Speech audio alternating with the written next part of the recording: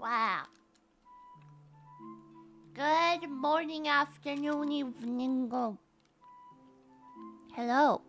Hi. Wow.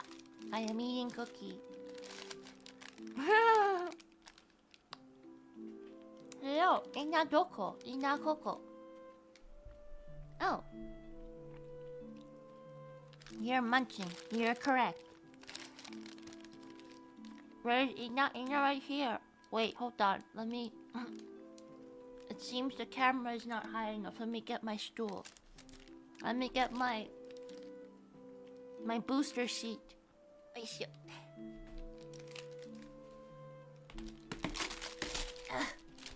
kind of heavy. Okay.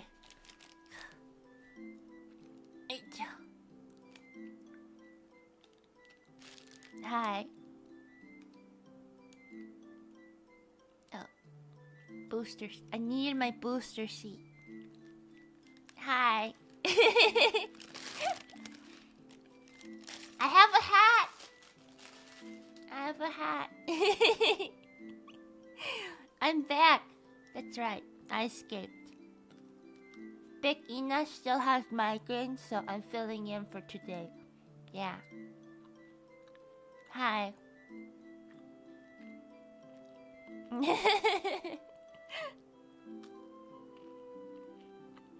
Big Ina still has migraine. I'm here to fill in. Nice hat, thank you. I know. Small Ina artist too. I would say, you know, maybe I'm a better artist than Big Ina.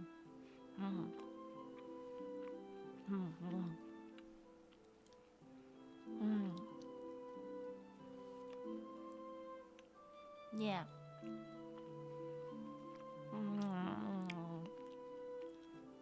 But you know, I gotta finish the cookie first, okay? It's my payment for today.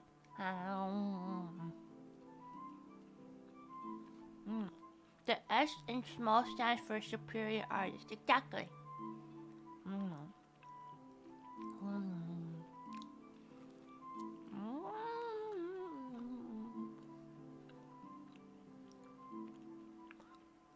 Cookie's so good. What kind of cookie? M&M. Can I say M&M? Mom's spaghetti.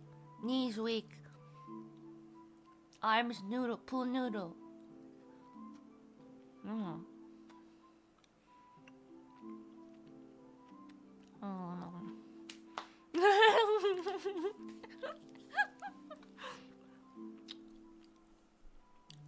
Pants sweaty. No way, cause no pants. Yeah, no pants. Maybe I need to raise the boosters here. Okay, here we go.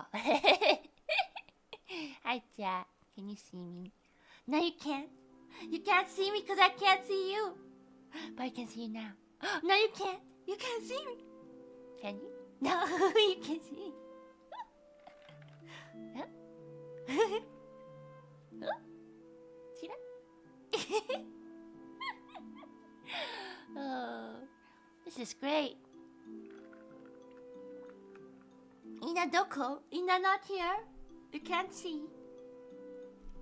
Ina not here. See that? Oh. See that? Oh.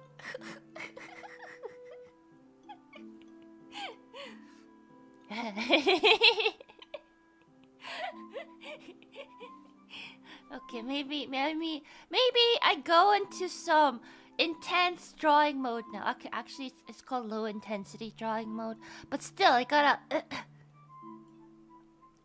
be I'm serious mode now, guys. Gotta be... Oh wait, the other way. The very best no one ever was. Yeah! Look, serious mode. Serious drawing mode now. Yeah. It's great. I know. Now I can't hide. Oh wait, but what if I put... Can I do this, I wonder? Oh! Oh, it's tiny. Hold on. We need to use some magic. Enhance. The cookie. Okay, I will. Oh no, it's rotating. Stop. I need to rotate you this way. There you go. Cookie on my head. Okay, it's not working very well. Okay, there we go. Cookie on Ina's head. Yeah, very good balance. Okay, now we're ready to draw. You know, this cookie on my head, I deserve it when I finish the stream. Yeah. It's the perfect posture. Have you guys tried it? It's just like, you know, the princesses back in the day. They got the royal, you know, what's it? Royal habits, royal posture check. They put a cookie on their head. You know, Princess Ina knows all about that. Yeah. You know, you're not supposed to let the cookie fall and have a very good straight posture. That's what I'm doing. Yeah. Etiquette, that's the word. Sorry, small Ina, small word pool. Yeah. Are you sure? Yes. Because I've done it before. I'm royalty. Yeah. If you believe it or not, I don't know. But, yeah. What's your kingdom called?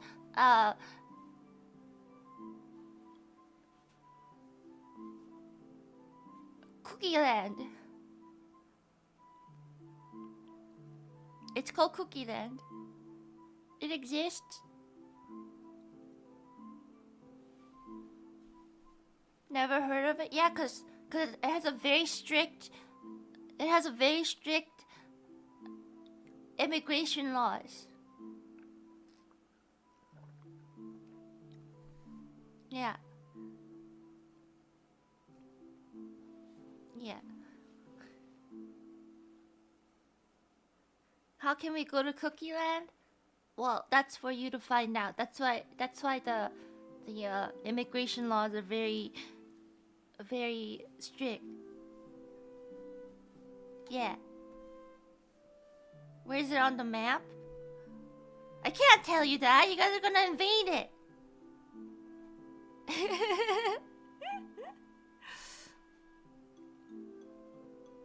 Yeah.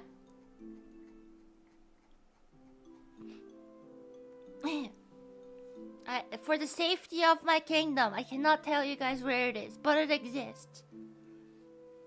I've been there. Yeah. That's where all the internet cookies are born, and that's where they all die. Once you have been born in the cookie kingdom, you return to the cookie kingdom. Yeah.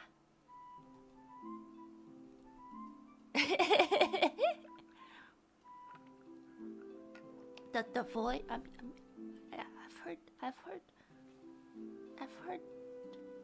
heard it. I mean, mentioned like that by Big Ina. I mean that's what Big Ina told me. I asked Big Ina. I was like, "How are babies born?" And she's like, they're made in the I think she said something about the Cookie Kingdom and the Void, and they just magically appear every time an internet cookie is created. And I was like, oh, yeah. There's no way Big Ina would lie. She never lies to me. Yeah.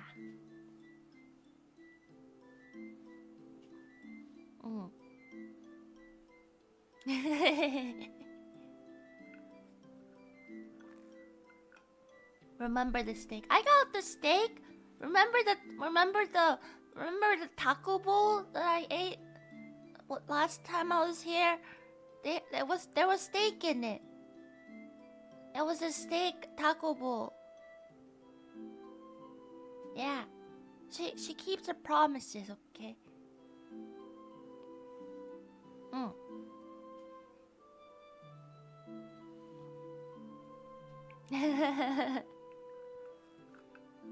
But anyways, I gotta make up for my stream quota, okay? So that I can eat the cookie on my head. So today's a drawing stream.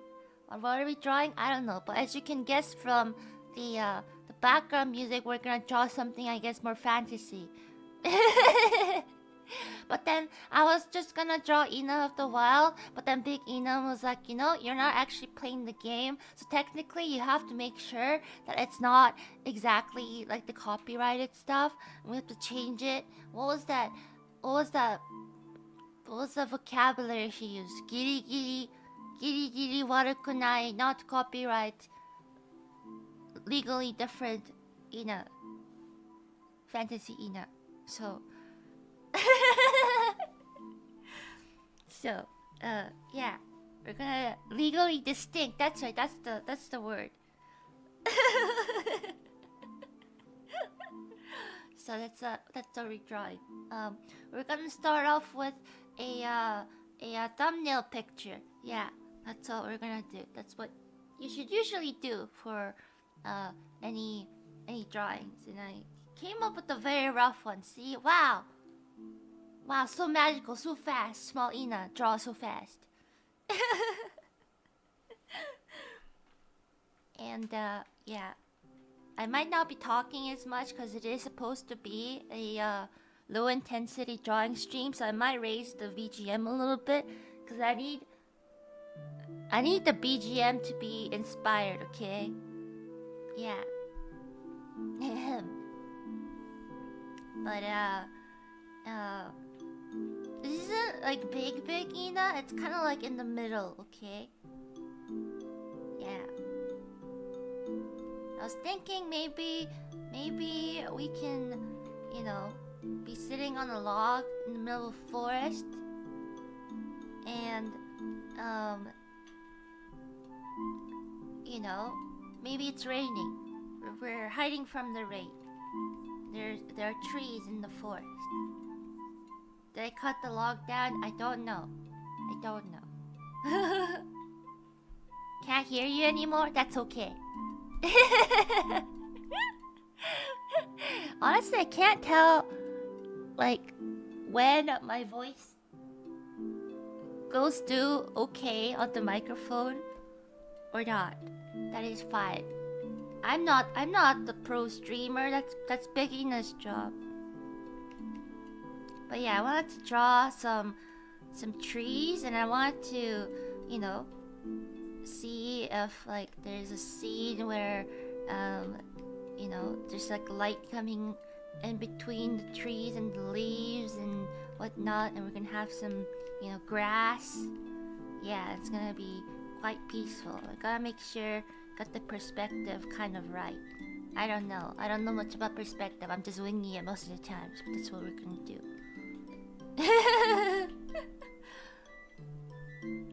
Yeah.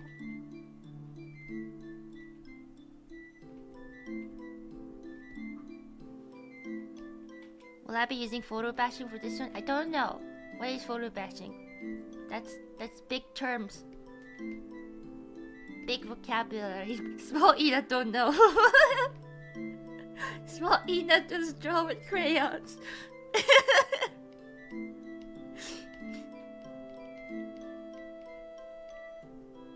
Those are some big words you're talking about. But we want to kind of have some kind of arrangement. I don't know. Some people call it composition. So we'll try.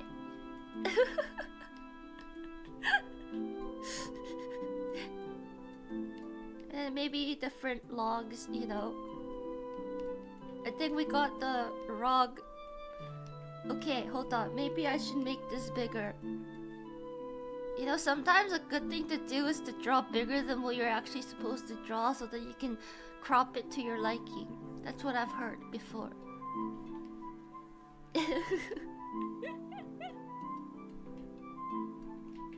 But yeah, that's what Bikina said. We're gonna have some trees for sure, but maybe we should actually make sure that there's something called a perspective ruler. How do I do that? New layer. No. New ruler. Ruler frame. Create perspective ruler. That's what it is. I know how to use this program. What's in Small Ian's head? It's a cookie. Look. Look at my cookie. I'm gonna eat it after the stream. Isn't it great? Okay, where's my mouse? I can't find my mouse. Bring out the cattles. My mouse is missing. Oh, I found the mouse. Okay, no need for cat. Actually, I want some cattles. Okay, 3-point fish eye perspective. I've never used this before. Whoa. Whoa, you guys see this? Fish eye perspective. Whoa, but this is too advanced for me, so I'm gonna go for the good old. Whoa. Whoa. Can I see some grids? Whoa. About the ground. Oh. That is very cool. Okay, maybe we move tree over there. Wow. Or maybe less curvature. Can we do that? Whoa. Whoa. Whoa. Whoa.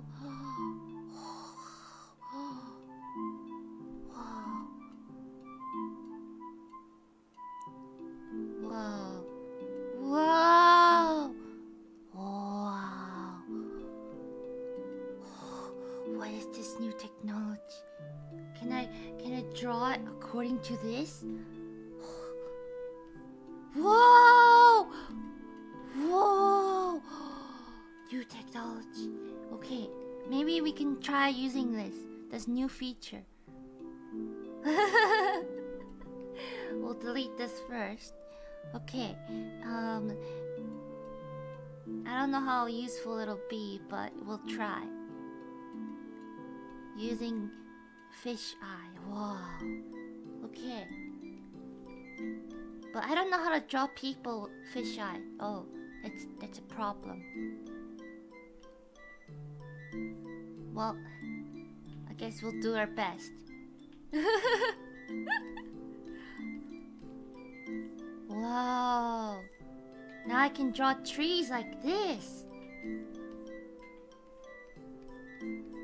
Wow.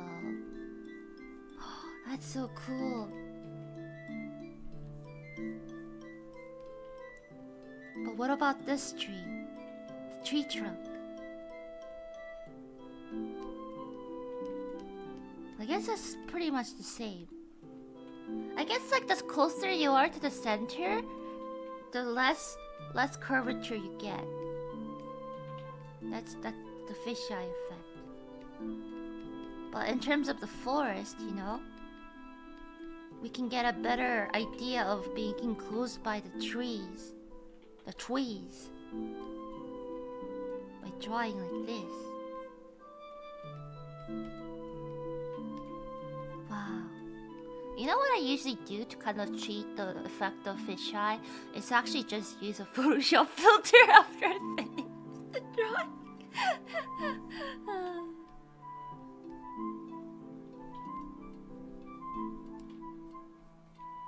You know, that is one way, okay? But maybe we can do something different here. Like the sky, you know? Having this kind of round tree effect, you know? I mean, it is legit. Yeah, it is. Yeah, you know, we're doing something experimental here that we don't really usually do. Wow, this is so cool.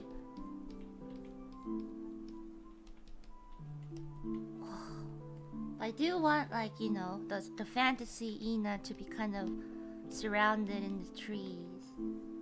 Okay, maybe get rid of. And then we'll have like a bunch of leaves, you know? I don't know if this is gonna work, but you know, no need to finish any drawings on stream. So, yeah. And yeah, if I freeze on screen, don't worry, I'm still alive as long as you hear my voice. We need like, you know, thicker trees. Closer to the camera. Because we're gonna have a foreground, you know, I don't know, the mid-ground. I don't know the artistic terms. It's why, like, when people, you know, ask Big Ina, they're like, you know, you should, like, talk about, you know, drawing and make tutorials. And Big Ina's just like, I don't know the vocabulary.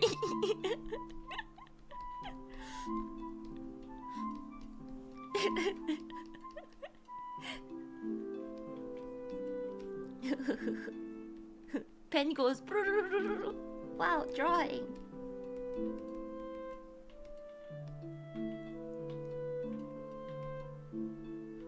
Yeah.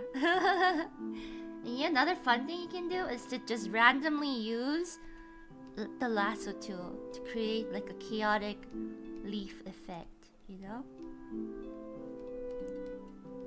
Caveman noises, honestly. Is Big Ina just a big caveman? You never know. And then you can like add a whole bunch of, I guess, like, you know, textures and stuff. It seems like leaves. Is there too much background noise? Sorry, there is a fan in the background. And I like my music. Ooh.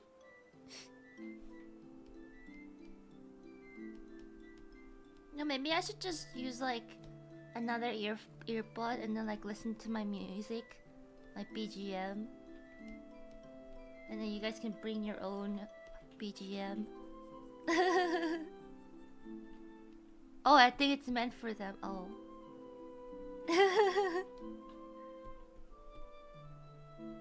I see. It's okay. I'm sure Big Ina will wait for you.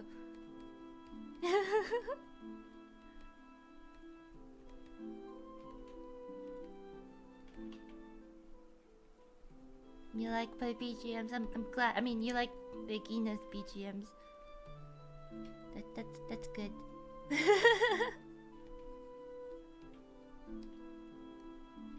Okay, maybe I should get some reference pictures of forest. Reference pictures are very important. I always say, you know, people are like, "Oh, using reference pictures, it's like having a handicap." No. You need reference pictures. Okay.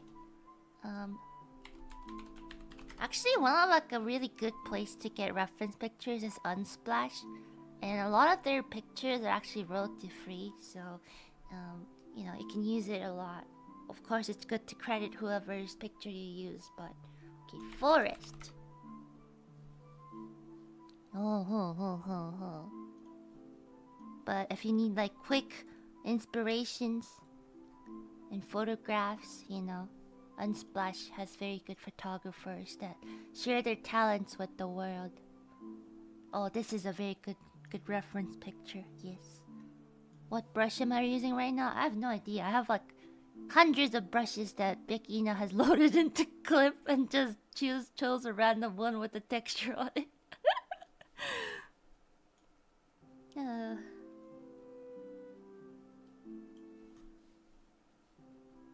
Yeah, but you gotta make sure you check if it is part of, you know, like the free, you know, royalty-free stuff, because there are some sneaky, not really sneaky, but there are some like premium pictures in between the free ones. So okay, I got some pictures of forests.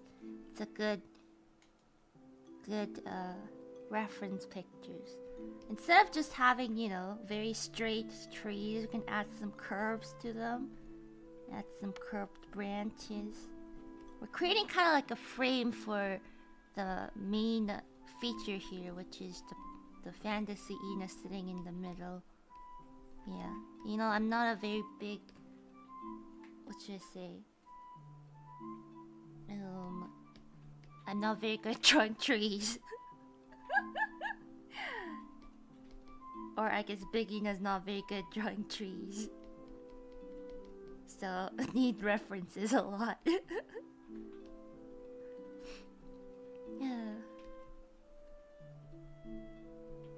Okay, so we can have... Oh, this one has a pretty good...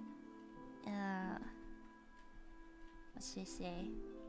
Reference in terms of having a tree in the foreground. That's like darker than the rest of the picture. Then we can have, I guess, smaller trees.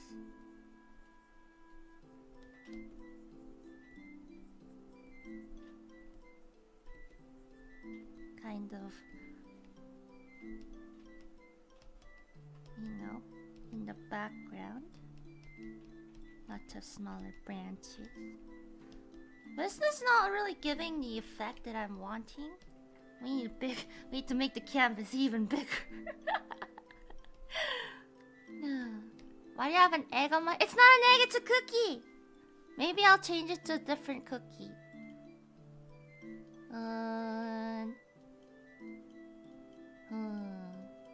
Is there a different cookie? Oh, there is. Surely this cookie looks more like a cookie. Wait. Can make this cookie bigger. Look!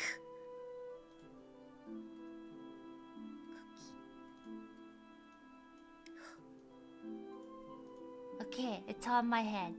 Oh, it's gone! Oh, it's back! Oh, okay, we're fine. Okay, what happened here? Oh, okay, I moved the entire canvas. Okay, that's better.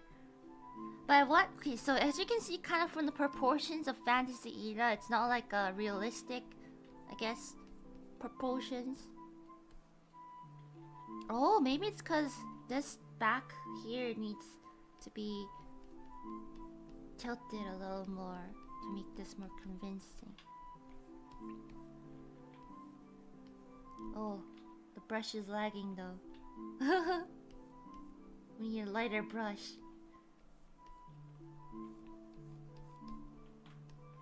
Okay. Wait. Okay, does that work? I don't know which line. Okay, that's not the line I chose. This fisheye is very difficult. I didn't realize. Maybe it was too ambitious.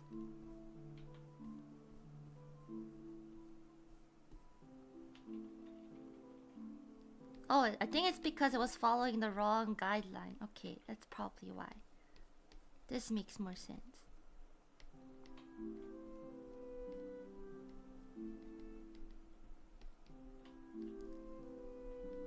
Okay, and we'll add more lightness up there. You know what? That's what drawings without thinking is. Sometimes you just try new things that you haven't done before. That's how you learn. Yeah.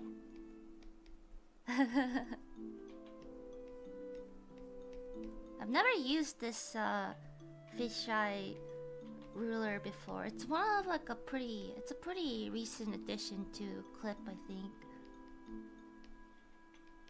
So yeah.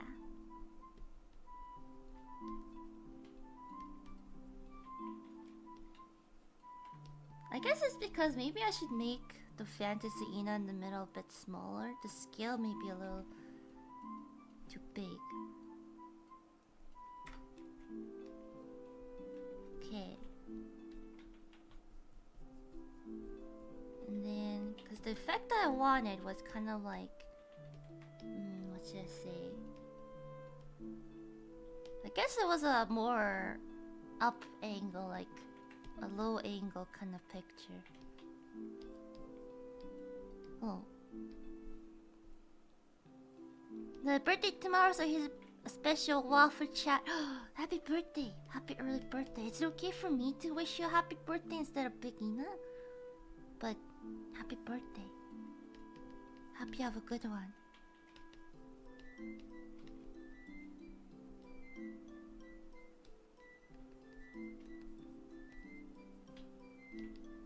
Yeah.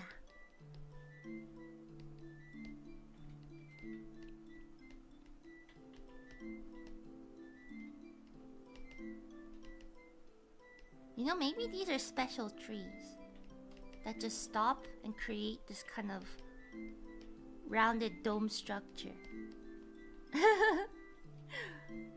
We're world building now. If something doesn't make sense, we're just world building. There's a special type of tree.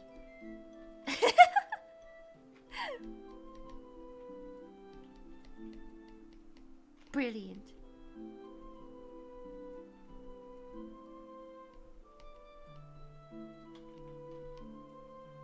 It's part of the lore, exactly.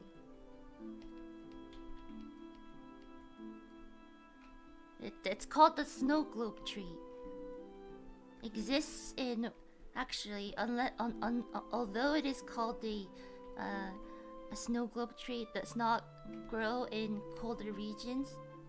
Pretty, you know, like pretty normal area, normal foresty area. Yeah, but they're basically a single network of tree. They're all connected at the roots. Why does this seem familiar? This something about it. Halloween.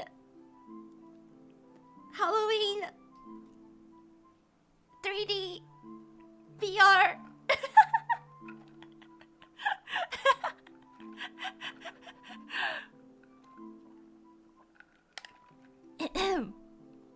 Okay, so the void tree, right, is actually like the corrupted version of the snow globe tree. Okay, that's the lore now.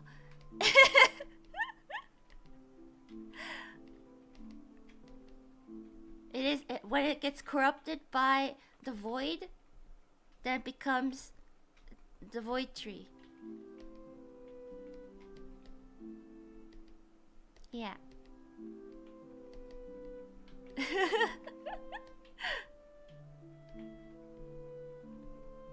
Wow, lore.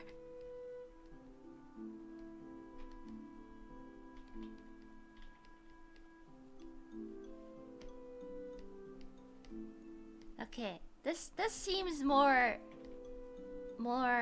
okay. I don't know what else to describe this.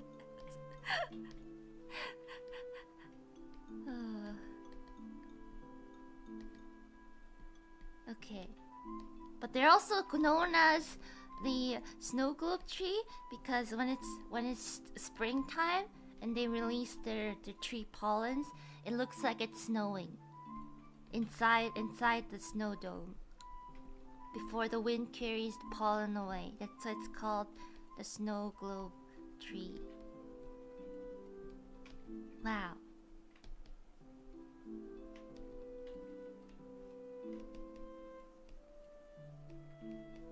This is actual fact or lore. It's true. It's a tree that exists in Cookie Kingdom. Okay, Cookie Land.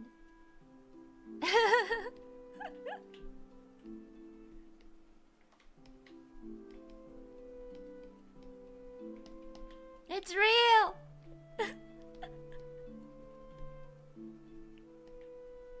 Okay, and then we're gonna, I guess, add in a bunch of leaves here. Yeah. Oh yeah, it's cause like when the light hits the middle of this dome, you know, it like reflects on all the little pollen that's like, you know, flowing inside it. Which is why it's called, you know, it looks like a snow globe. Yeah. We're creating new worlds, world building out of trees. It's okay. You don't feel allergic to them. They kind of like you know, like fantasy fireflies. They kind of like not actual physical pollen. They're more like particles of light. That's how they you know, pollinate. Oh.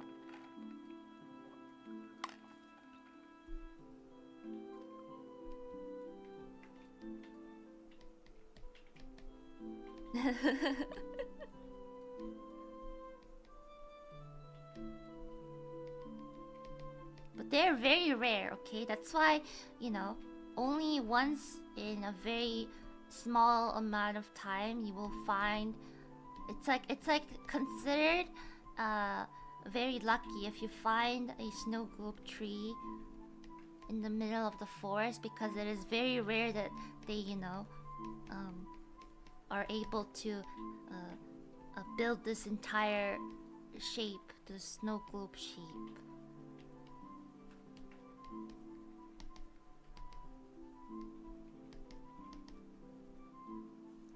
Yeah, it's very lucky, but if it's very what should I say, on very unfortunate occasions where the void corrupts this system, it becomes that, you know, the void tree that you guys have seen in the Halloween collab, or Halloween VR drawing stream. Yeah.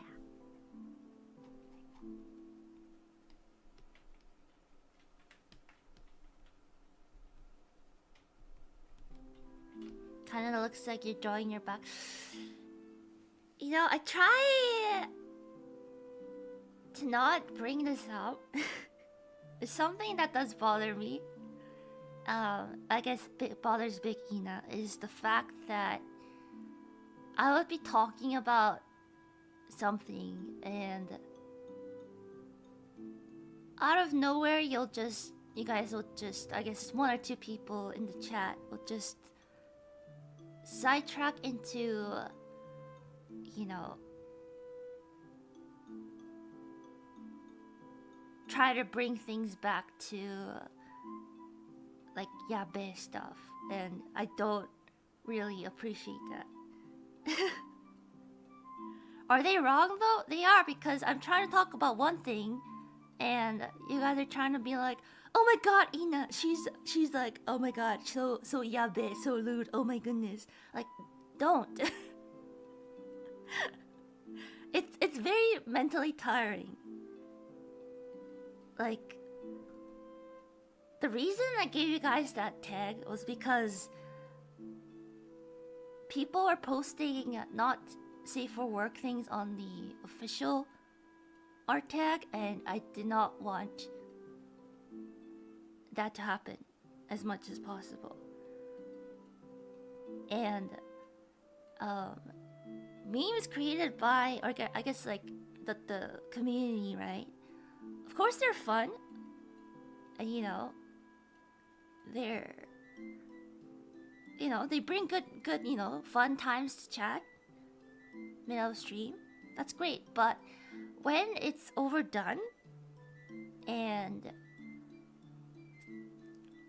you guys keep bringing it up, it's I don't really know how to deal with it. I'll be honest, like, cause I know that some of you guys like don't tune into every single stream. Some of you guys tune into every single stream, and I'm really thankful that you guys give me, you know, your time of the day. But there really is a time and place for everything, and I hope that, you know, some, you know, fun memes that the community created don't end up being, you know, the norm of what my streams are supposed to be. Yeah.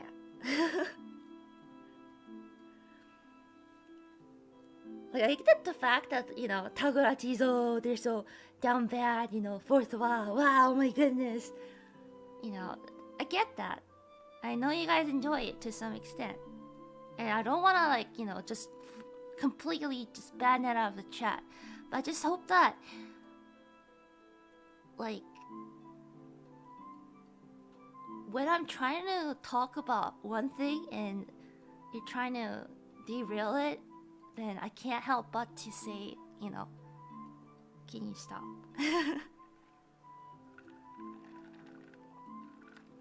Yeah.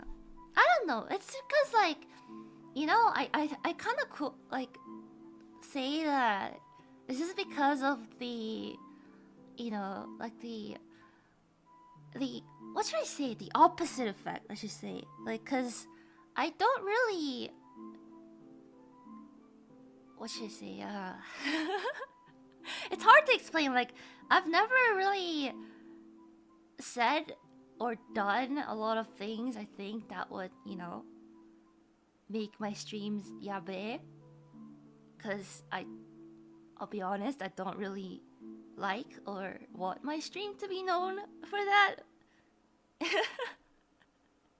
It's really not the kind of content that I do. And yeah.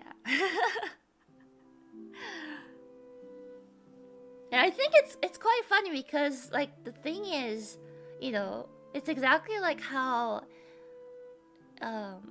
if someone says to do one thing, you kind of don't want to do that and do the opposite thing. I think it's like human nature. Doing the opposite, or, you know, seeing two very different things contrast each other is what makes things stand out.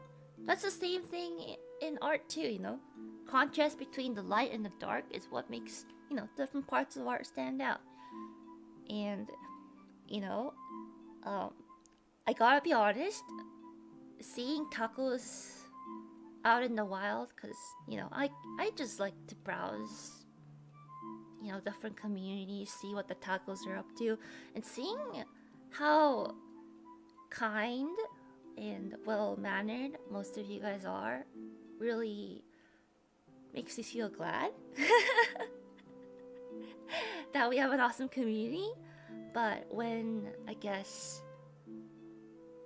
there, you know, where there is light, there is shadows. So I just hope that, yeah, just there's a time and place for everything. Don't always, you know, try to come into chat and just throw out random, you know, memes you saw about Ina's back or fourth wa or you know, anything else. That's why I always go, like, you know, when you're new in the chat, I guess, or, you know, you don't know what to chat about or say, just, like, kind of read the room.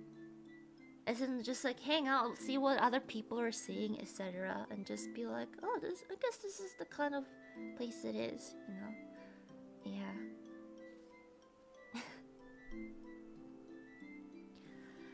It's a sad thing that you didn't say these yourself. Well, that's the thing, right? Like, I don't want to be so do this, do that of chat. And I've said similar things before, where, you know, if you don't know what to say or how to participate, just lurk in the chat a bit and see how, you know, back and forth goes between me and chat. Yeah. But then again, you know, I can't just say something here and everyone in the world will all of a sudden be like, oh yes, Ina, that is right, we shall follow it. Because there's always people who are like, I do what I want. So I can't really help that. And yeah.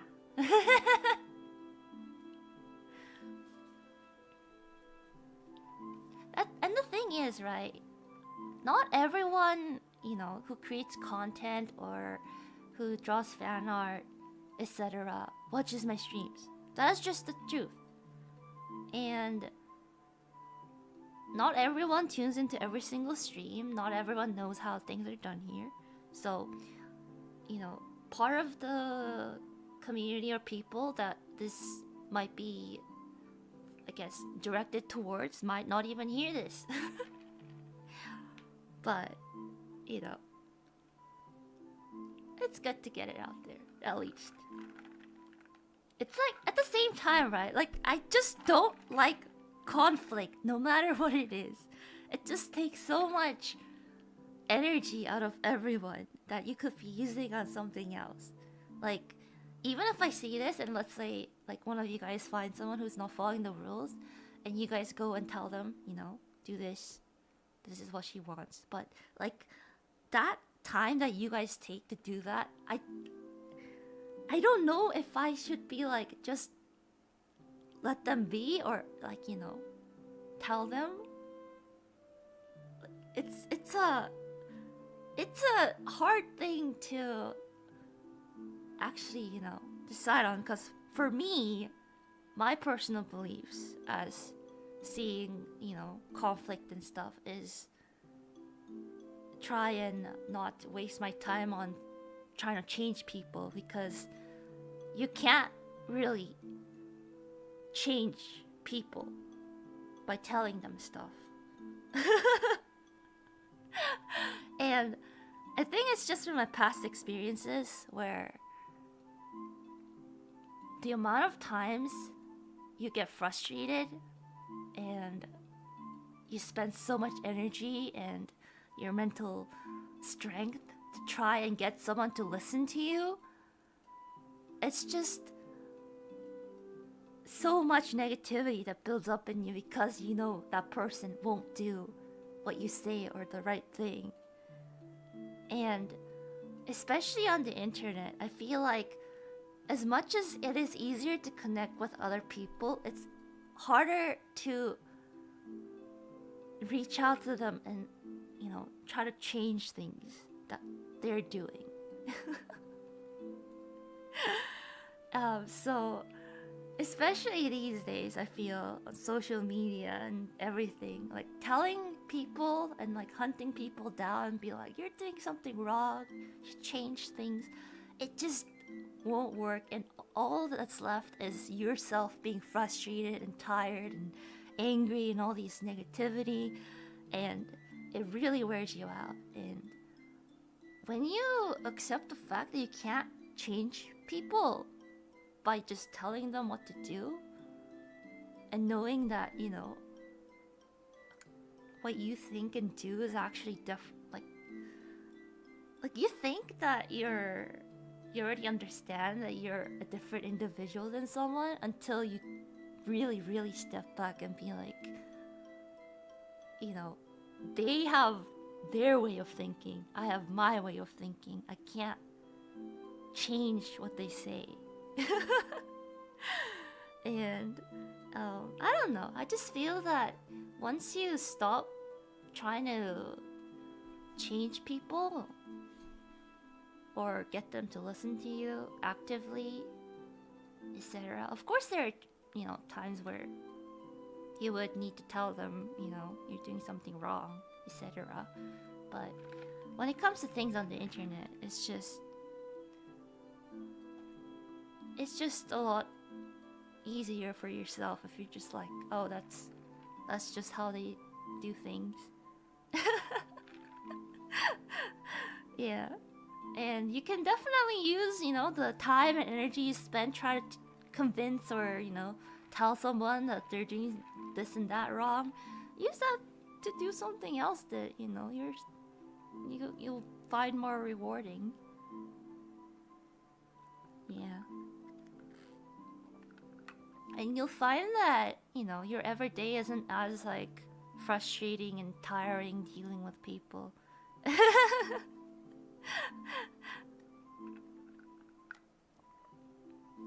Yeah. It's like you can mention it, but like just don't overstress it, and you know, that's what it is. Yeah. That's why I feel like, you know, people who like seek drama or, you know, always talk negative about so and so, etc. I just you know, learn to accept that, you know, that's what they find entertaining for themselves. Of course, there are people out there who don't have the same, I guess, mentality as I do, etc. But me personally, when I was going through a hard time, and I was like, you know, maybe these people, they just find hurting people fun. That's their entertainment and not what actually, you know, what I do. So, that shouldn't really matter to me anymore. Of course it's not good. Like, morally, whatever they're doing, it's not good. But at the end of the day, you gotta care for yourself first.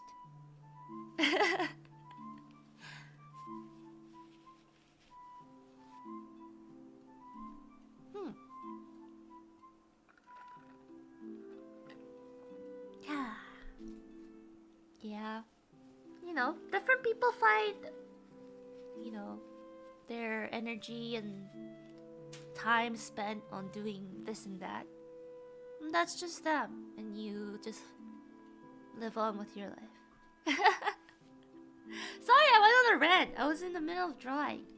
I mean, that's what that's what Big Ina said to tell you guys. Yeah. I forgot. I'm small Ina. Back to low intensity drawing.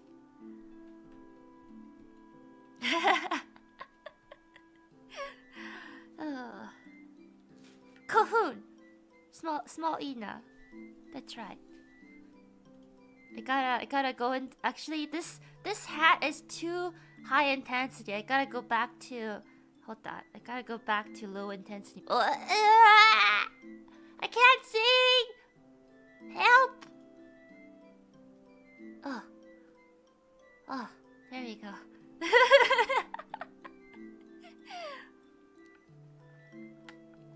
But anyways, TLDR, yeah. I would appreciate if things can be kept in context and community memes, etc. to not, I guess, fully identify as what my stream and I am like. Thank you. TLDR, keep comfy. Yeah.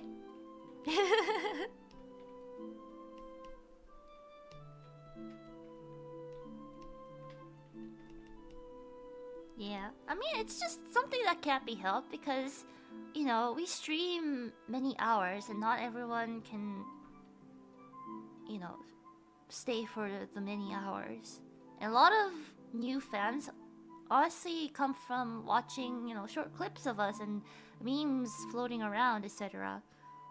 And, like, it's just the way it is. It's just the way it is. I don't blame them, honestly. It's just how things work around here. That's just what it is.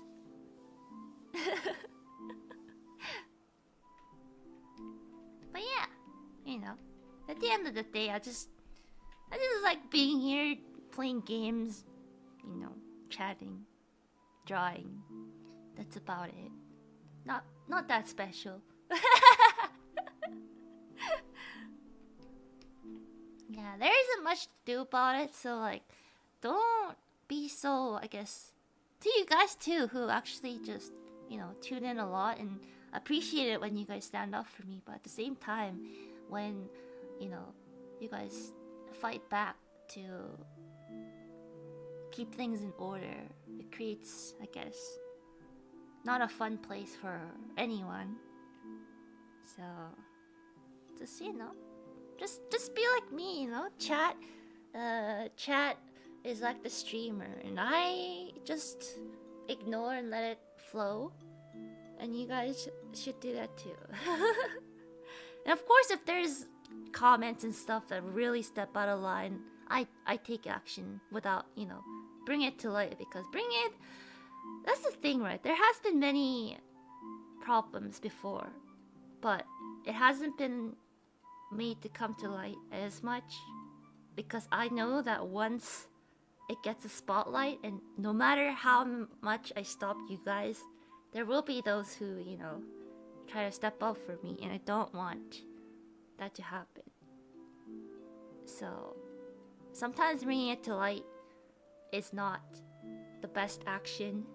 That's the reason that, you know, sometimes it feels like I'm not saying anything or doing anything, but don't worry, I am doing whatever it is.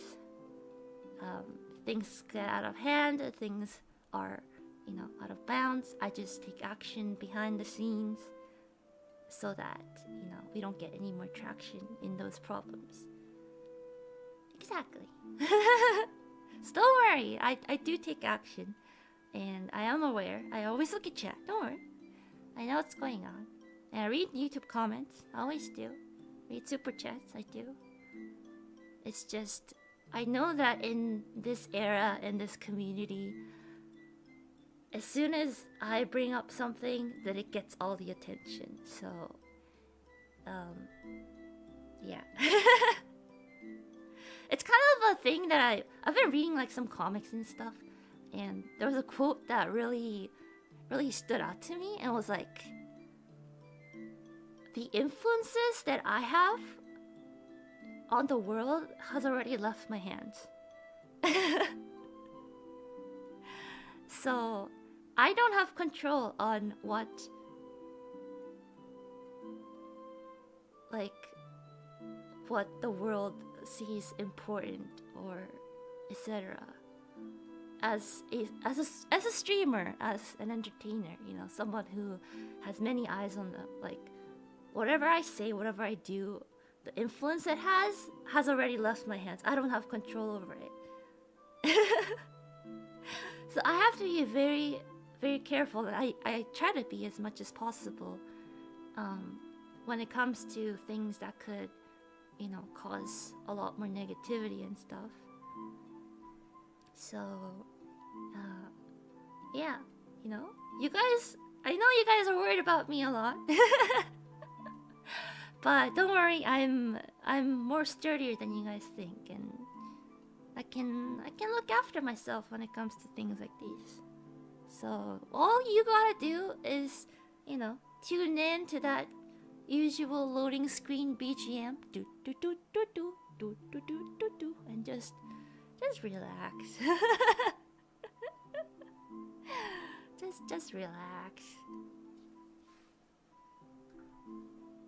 Like, if I need your help, I'll ask for it. But when it comes to things like these, I guess, like, I've been taking care of it. So just chill. We're here to just, you know, take a break from living. I mean, not like actually dying or anything. No, just chilling before we go back on the treadmill of life. Yeah. Yeah. Anyways, that's what Big Ian wanted to say.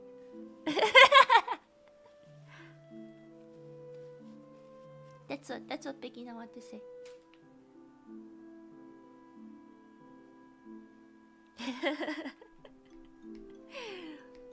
Anyways, back to drawing.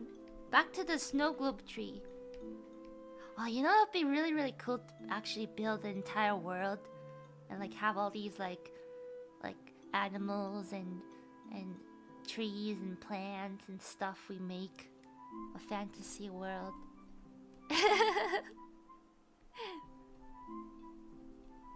Yeah.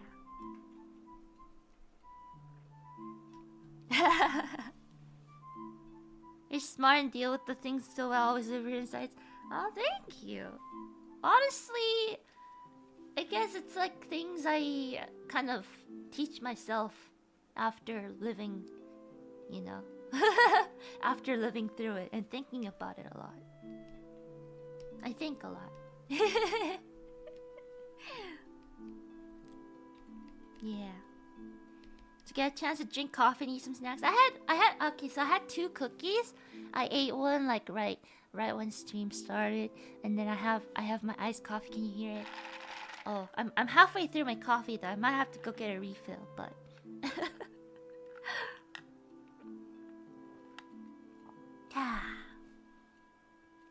but yeah, world building is fun. It really is.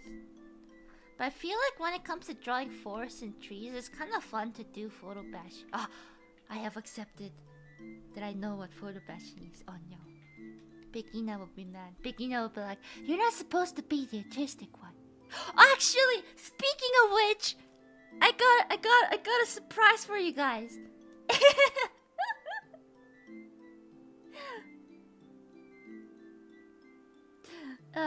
So I asked Ananis, or Big Ina asked Ananis, and I asked her to draw me.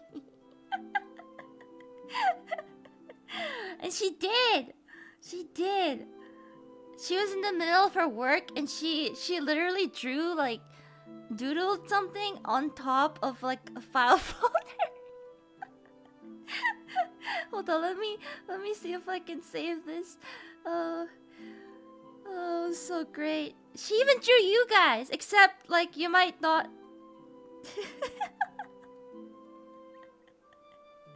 I really wanted to show you guys this. I totally forgot.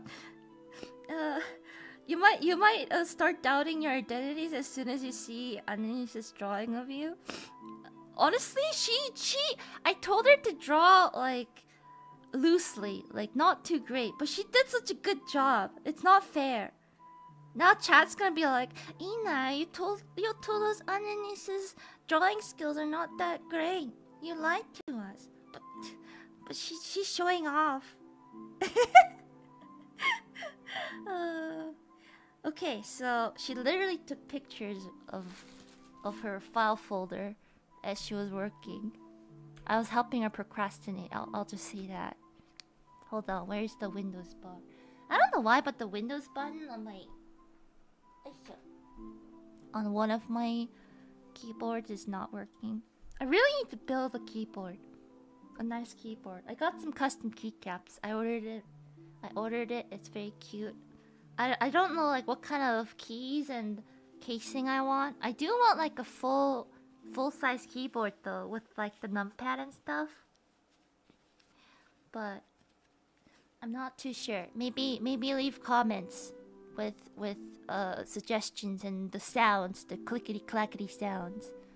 Okay, so man, now chat's gonna know that Ananis is gonna known to be able to draw. Okay, so alright, so this is Ananis's drawing of me. She did such a good job. How? She wasn't supposed to be this good.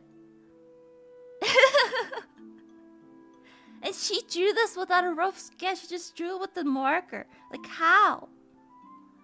She wasn't supposed to be this good. But then she sent me a picture of you guys that she drew, and I laughed.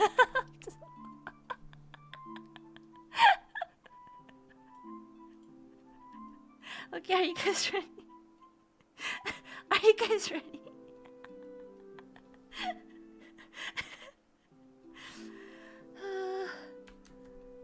So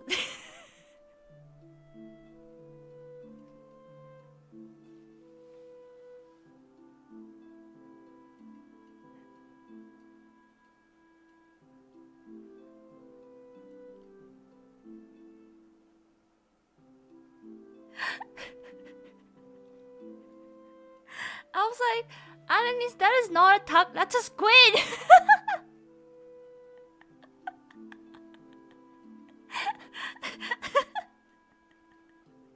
That's a squid.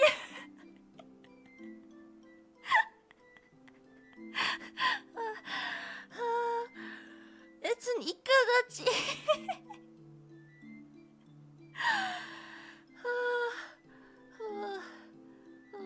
My goodness. And she was like, I did my best to draw them very cute, but they ended up a little squished. And then she drew a few extras, okay? She drew the Ina in the blanket. I don't know where she found the image. She probably Googled it or something. I think this is... She's copying what I drew.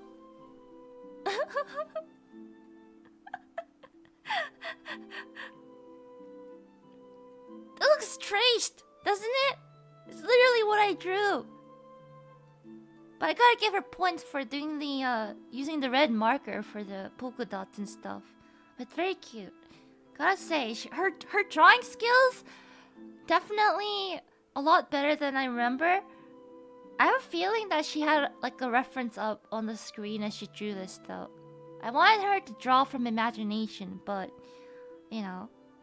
But this is not technically a trace because she literally drew this like on, as you can see at the very top here, it's like this is literally a file folder. This is literally a file folder right here. So she couldn't have just like put it up on her screen or something. She drew it freehand. You don't see any pencil marks, so she just drew it. She has the basics down, I gotta say.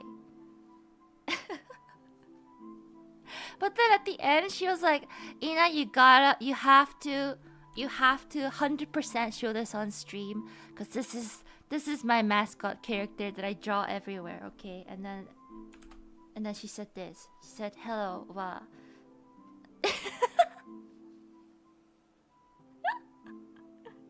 She's like, this is the character I draw always, okay? So yeah, that's Annalise, guys.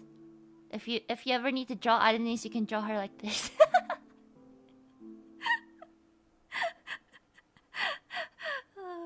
Very cute. She's bald.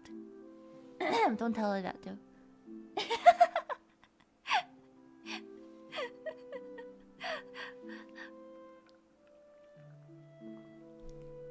But yeah, that's the thing I wanted to share with you. You guys were curious about Annalise's drawing skills that I made fun of. She did better than I expect. I gotta say, she did better than I expected. But I mean this though. You know, I told you guys I made the takoyachis that shape because it was very easy for anyone to draw. Literally anyone. Except Annalise, apparently.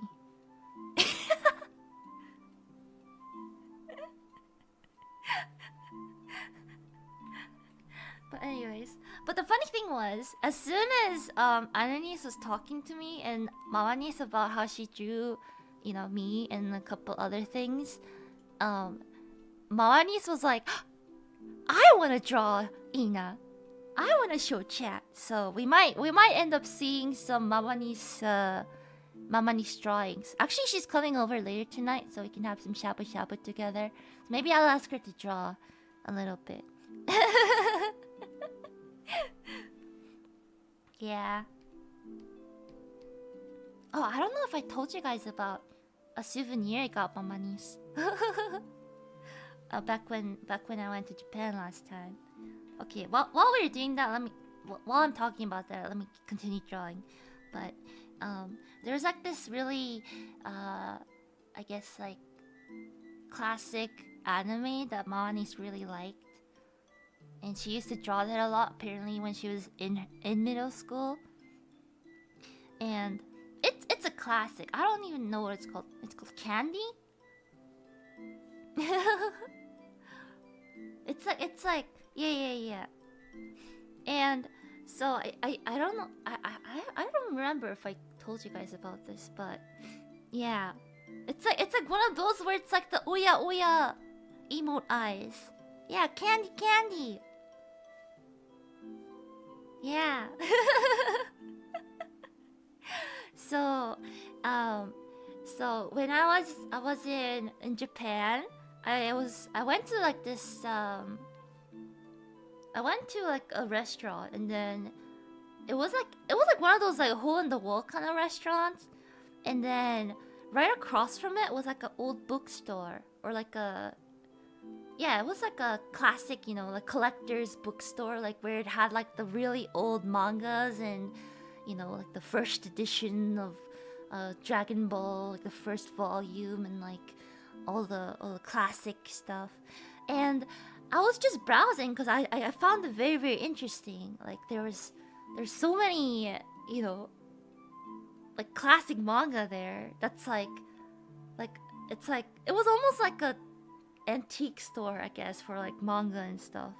Like those are like the classics of the classics. And then there was this showcase like right near the cashier, and I saw an art book of Candy Candy, and that's like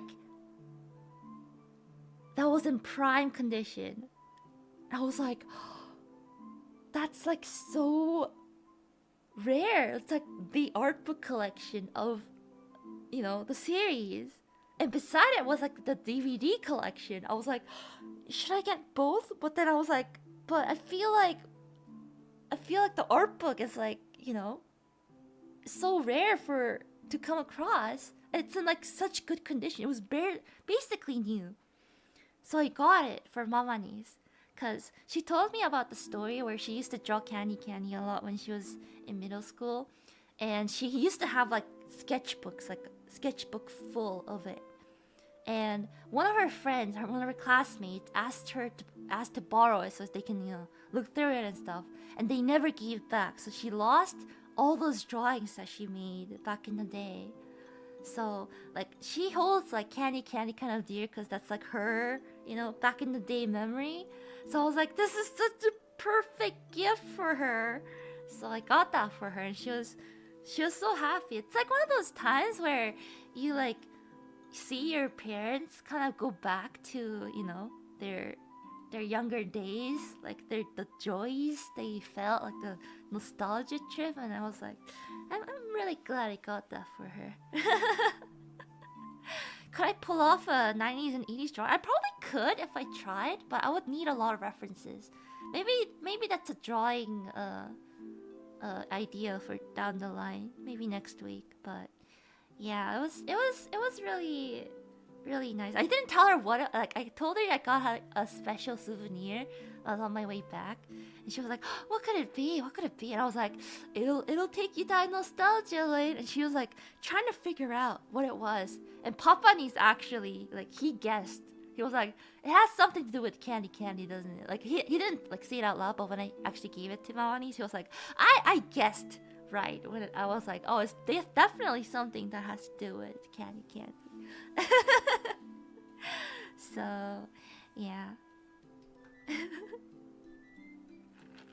Papa Niece, I don't know how Papa Niece's drawing skills are. Huh.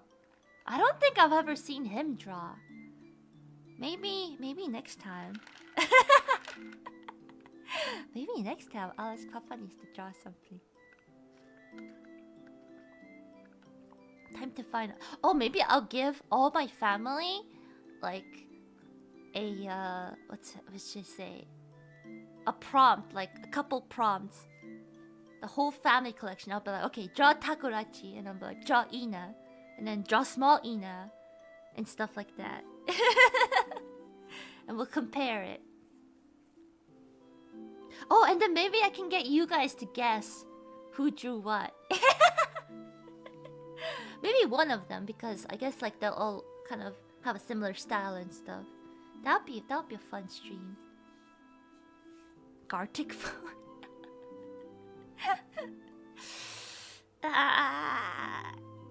Family Gartic phone.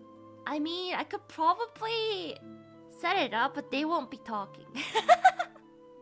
They won't be talking. But you could probably see them draw, maybe.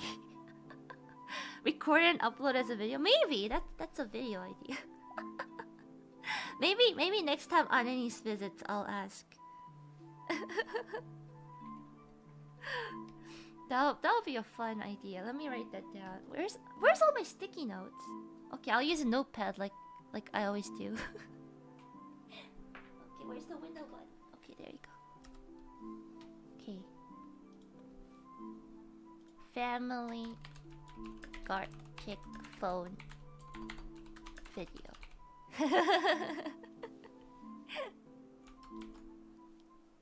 Okay, I'll put this in the stream folder. Stream / stream and video ideas. Okay. Nice. Yeah, pre-recorded is probably the best. I mean, I'll probably only record my side of the screen, but in like probably like only my voice. I'll just have them sit in the dining room and I'll be sitting in my office. I'll teach them how to use the tablet and stuff. I mean, Mama Niece has a tablet, or I guess iPad I got her. I have my iPad that I guess one of them can use, and I have a laptop with a tablet that one of them can use. That's totally doable.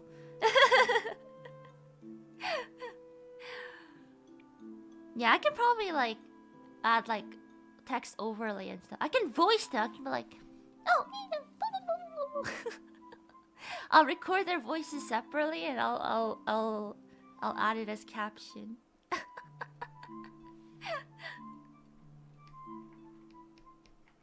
Anyways, back to drawing. Back to the actual drawing. I was gonna talk while drawing this, but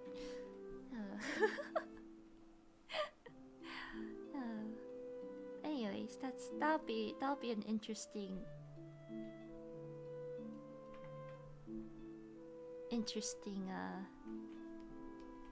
concept. I can use TTS.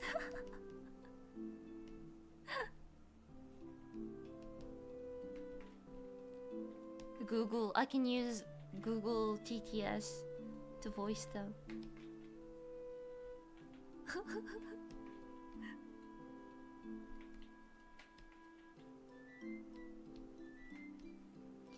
Ask if they'd be okay with having their voices streamed. I'm not okay with it. Because to say, I talk about my family a lot and I hold them very dear, and I'd like to at least protect their privacy. So yeah. Oh wait, I didn't save this drawing I was working on. Oh no, that could have been disastrous if this ever crashed. Okay, today is June 10th? 11th. It's 11th? What?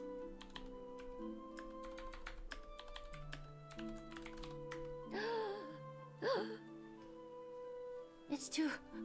Time's going too fast. We're closely approaching middle of 2023. No!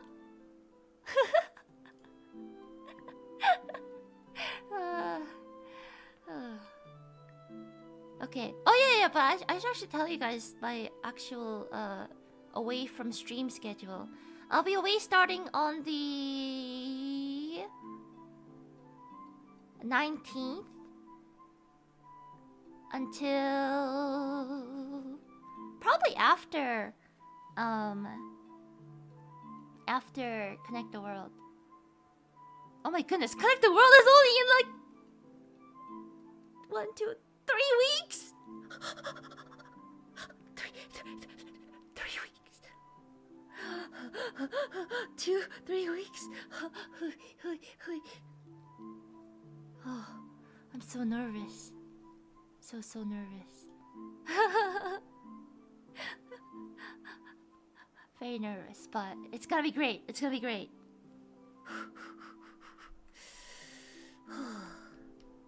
Yes. So yeah, I'll be away from home from the 19th till after Connect the World. So I mean Big Ina is gonna be away from from 19th till after Connect the World. So yeah. Away from home, no streams because of family business. So I don't want family aggro.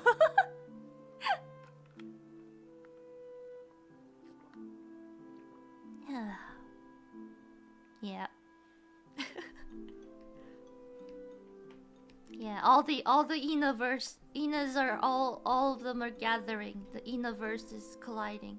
Oh, maybe I can find some time to watch the new Spider-Verse with my cousins.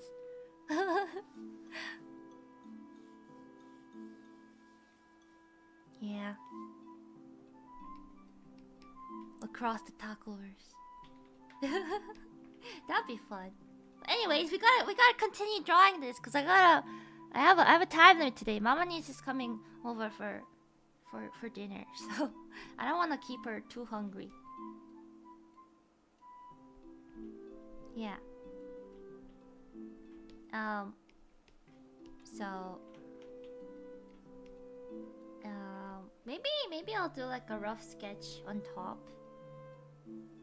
Yeah. I promised that I'd eat shabu shabu with her. So shabu shabu. Yummy. Shabu shabu hot pot. Same thing. Yeah. I don't want her to be too hungry. And okay, I want this fantasy Ina to be kind of looking up at the falling pollen, I guess.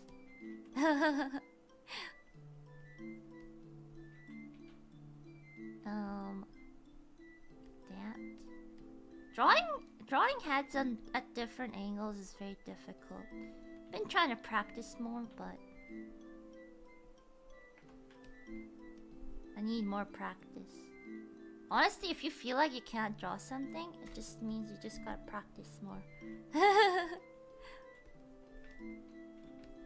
Also, I think I drew this in a pretty small, what should I say, resolution, so I probably have to make it bigger before I actually start painting.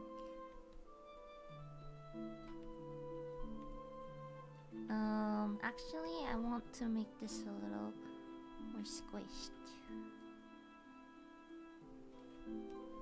Okay. Yeah.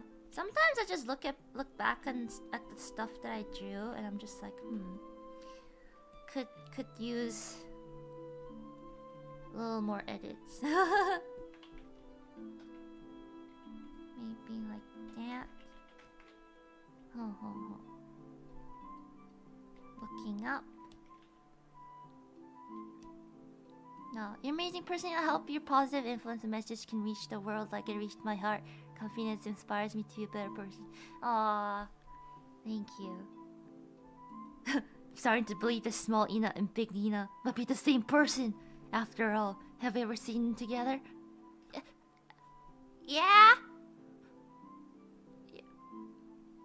You've seen Big Ina before? Together?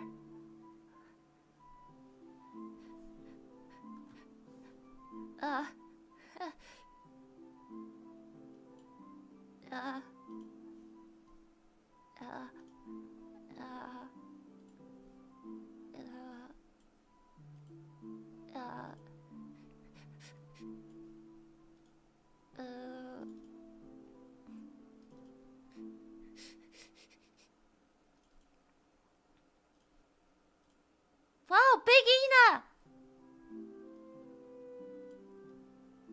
Wow! You made it! Of course you know, I needed to swim.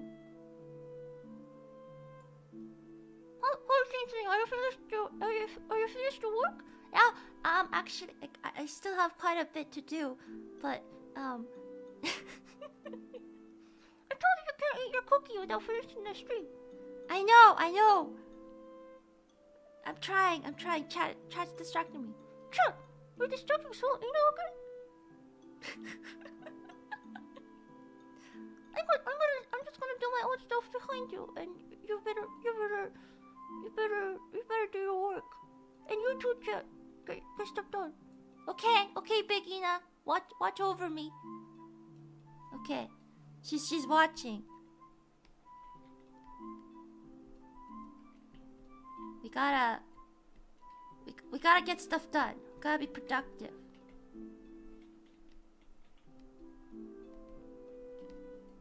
Michael Moose? No, no, no. That was Big Ina. I mean, Big Ina voices Michael Moose, so... I mean, no, Michael Moose is different.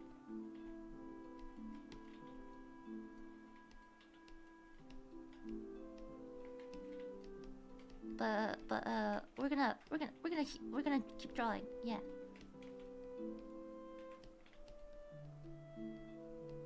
Okay. She's watching, guys. We gotta be productive. She's watching.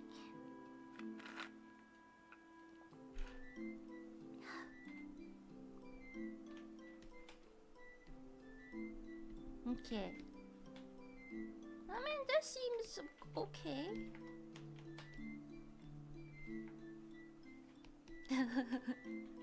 She's talking with her mouth full. She must be eating the other cookies. Yeah. That must be it. But for this, right, I want it to be kind of like a semi chibi, right? Like not fully, you know, not fully chibi, not fully, I guess, normal. Cause it's the fantasy world.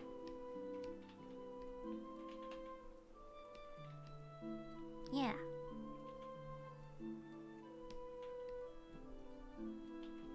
And then I guess we can draw her sitting on a tree trunk.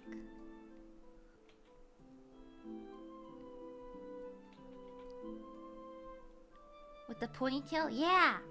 It's gonna be definitely not Ina of the Wild.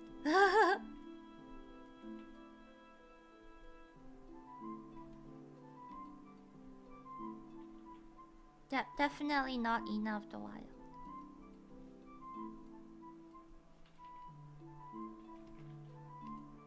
Yeah. Why does Big Ina not blink? She's trained in the ways.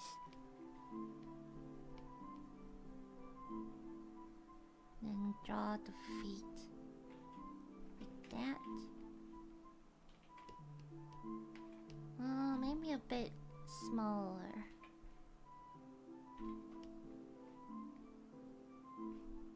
That. Not bad.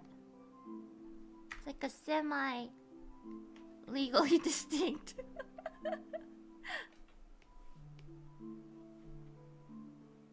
Like legally distinct Ina of the Forest.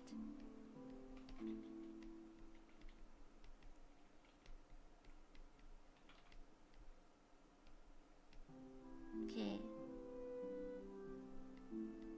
Then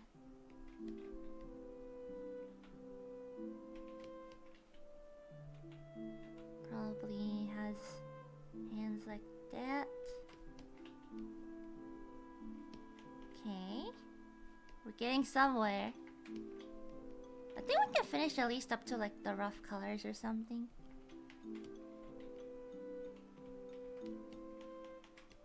Yeah.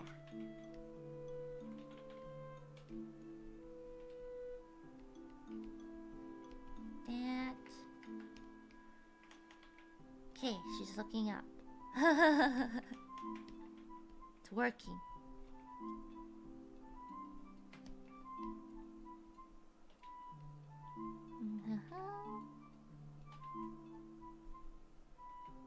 No, the snow globe tree is original. It's an original setting that we came up on stream. It's not copyright.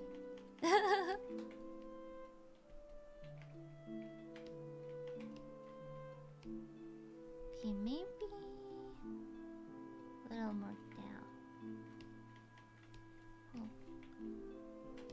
Honestly, I've drawn many faces in my lifetime, but they're always difficult.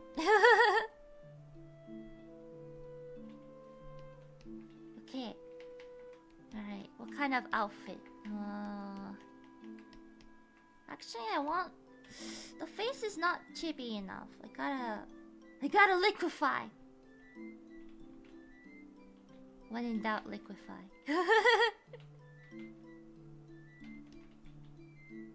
that right proportions.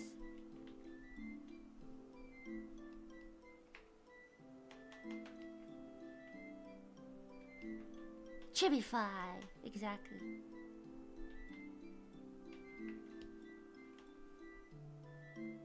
Okay, good enough. Then, guess we can start sketching out some of the details. We don't want the details to be too detailed because we gotta match the detail level of the semi-chibi-ness.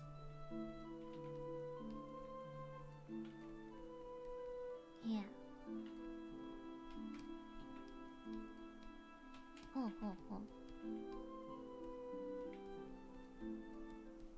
And then flaps. Can't forget flaps.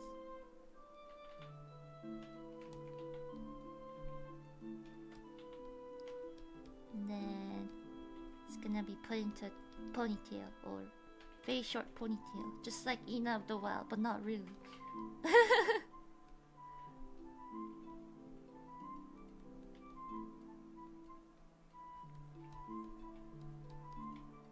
Gotta make sure that it matches the angle of the head. What's the priestess looking at? The woods.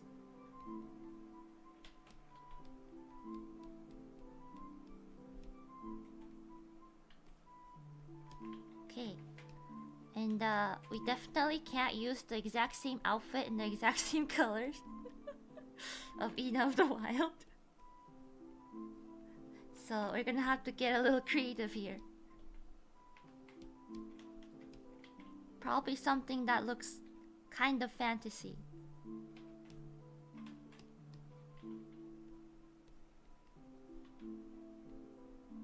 But definitely looks different a bit.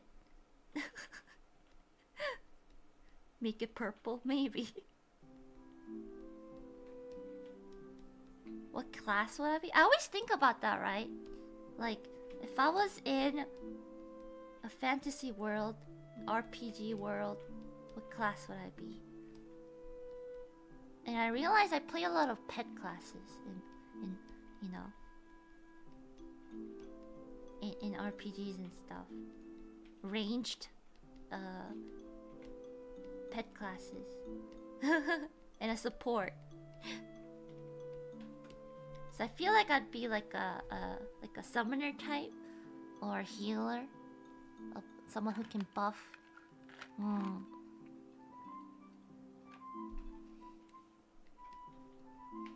Actually, I feel like her torso is a little too short compared to her legs. So let me just shrink this part a bit. Honestly, I feel like the face is still quite normal. I might have to do some tweaking afterwards. Okay, that's a little better.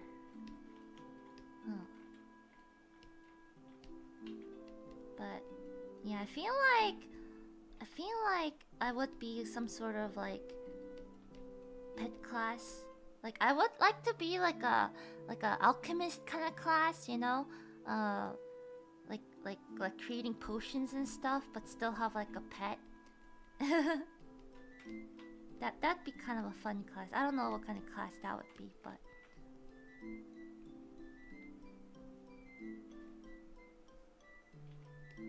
maybe a druid. Well, maybe.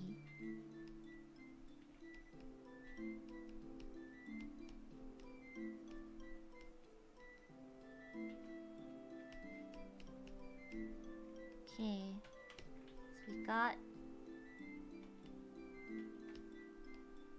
the outfit kind of similar-ish.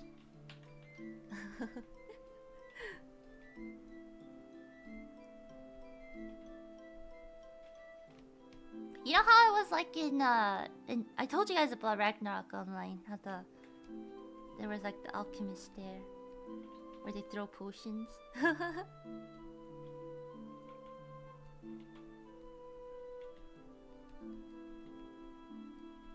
Those are fun.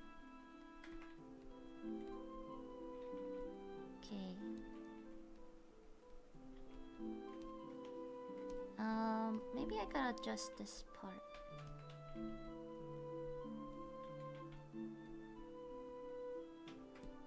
Okay, that's a little better. They were expensive. They were! I remember. I was always so short on money.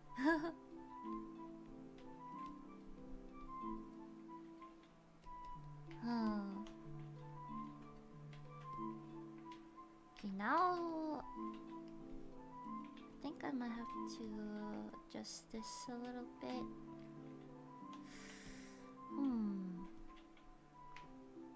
Guess we'll see. Okay. Think I'll be wearing shorts. Shorts are not pants. They're allowed. Maybe I'll wear some loose boots.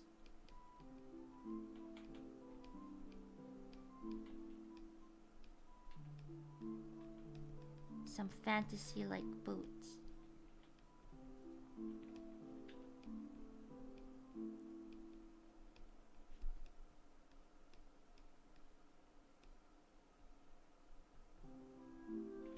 Yeah.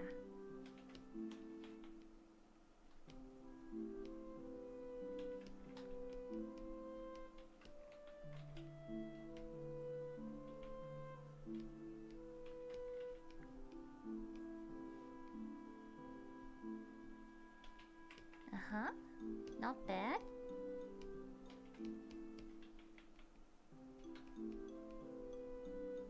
Final Fantasy XI's Beastmaster?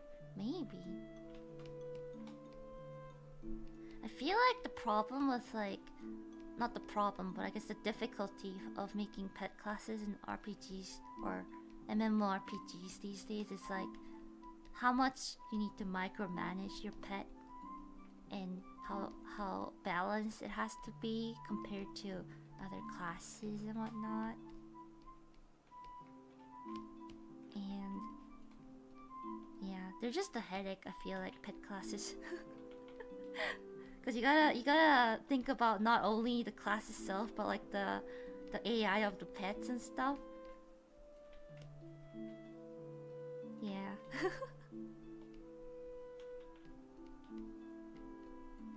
Which is why I was kind of sad. Okay, this is turning into FF14 chat a little bit, but I was kind of sad with like the changes to Summoner over time.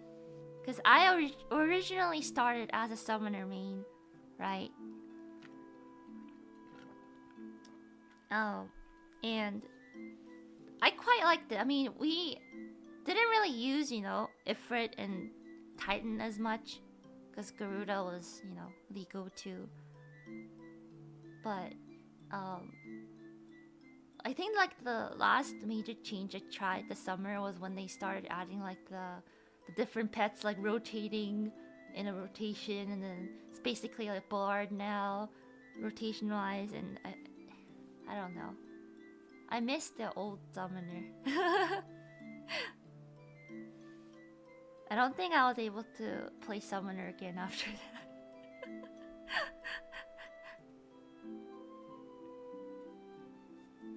Yeah.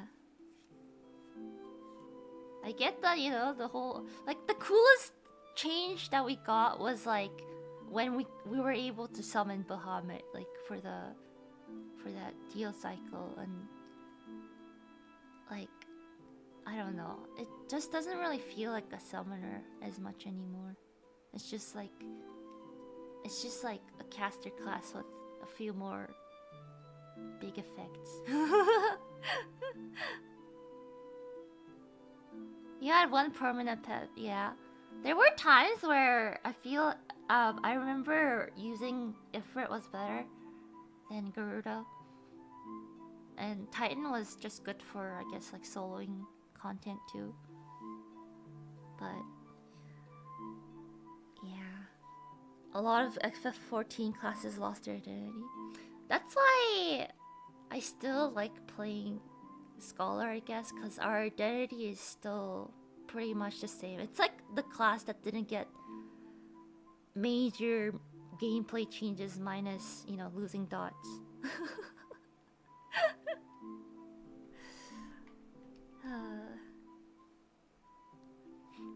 It's like, yeah, we can run faster, but we're still, you know. I never really used Celine other than for speedruns. I was always a EOS user, okay?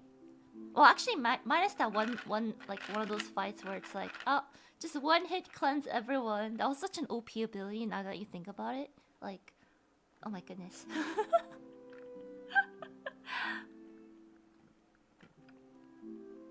That was so handy back in the day. And the Celine opener, where you start off the fight with Celine, and then you pull out, you know. Because Celine used to have like a attack speed, I think. One of the buffs. The Celine opener, and then pre-pull EOS. Yeah.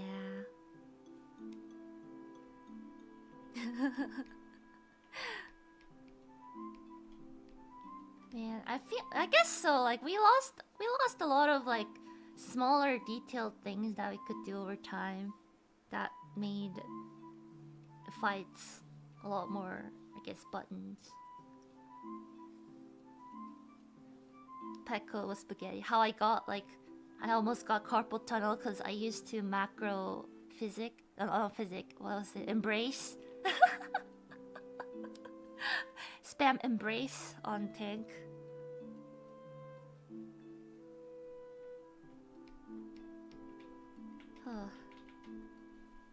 Embrace is the pet healing skill that can no longer be casted by the scholar anymore. It's just automatic.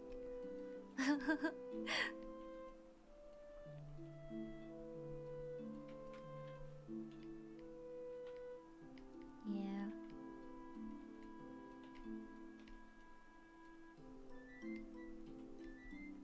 Or what is it?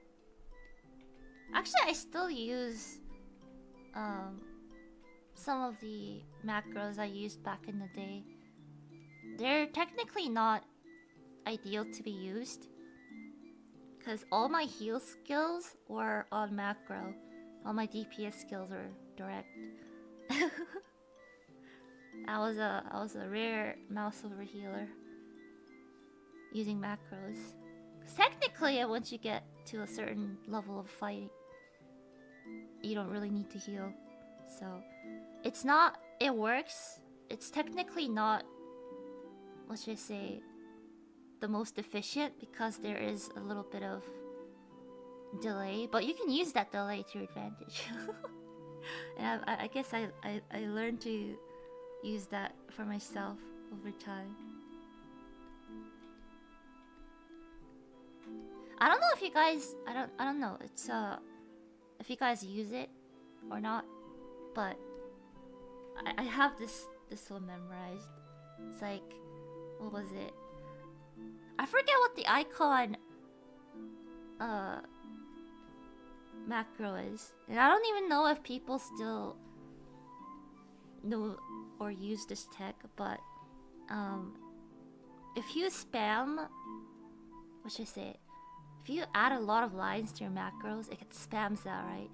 It's good for your pet actions and many other things. So one of the most basic scholar, I guess, macro I use is like, I forget what it was. Is it P AC's pet action, and then you can use the auto translate, or you can use go place. And then you keep adding that for like 14 lines. For like 14 lines, and at the very end you gotta put the, what was it? What was it, like a pet icon? I forget the line because I made this so long ago. And then you go place. And then you use that for pet M icon. I forget. I don't remember the command, but you get the point. M icon is for, okay, so the thing is, M icon is for your actions. There's different what was it? There's a different command for pet actions or for the macro.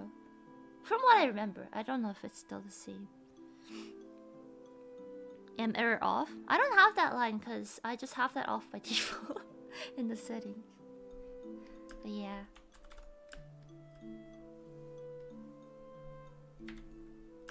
But yeah. How I heal these days, it's like I have... It's like a backup thing, right? Where it's like... AC, for example... What was it? What's the single target shield? Oh my goodness, I forget the skill names now. Adlo.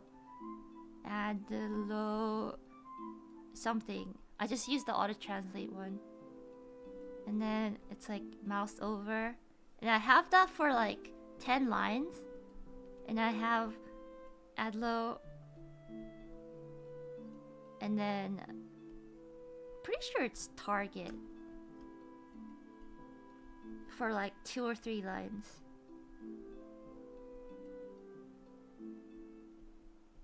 And then of course, Con. Adlo. That way, I can mouse over. And if my mouse over fails, I have the target targeted anyways. That's how I shield people. But for important skills, it's like a failsafe. Like if I need to Adlo before deploy,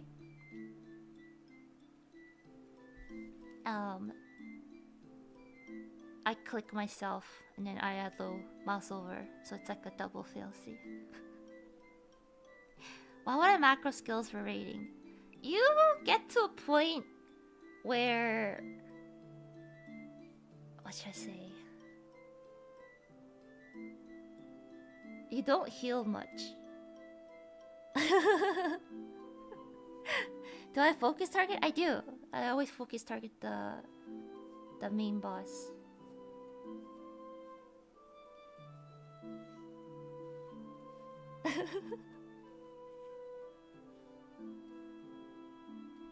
When your teammates are good.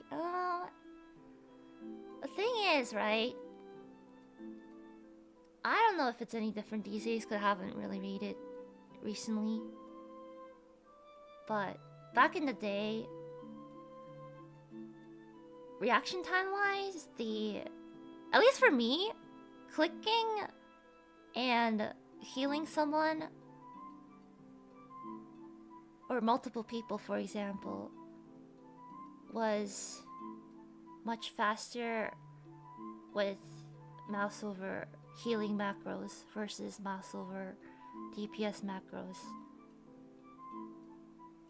Because if you DPS a macro, like if you macro a DPS skill, you get much more lost than if you mouse over a healing skill.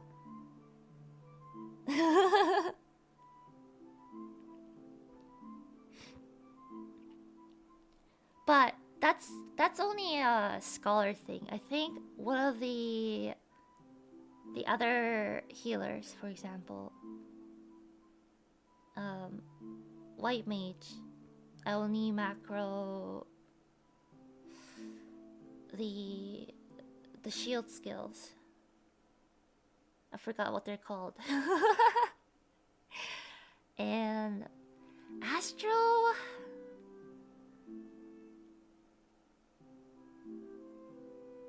I don't remember.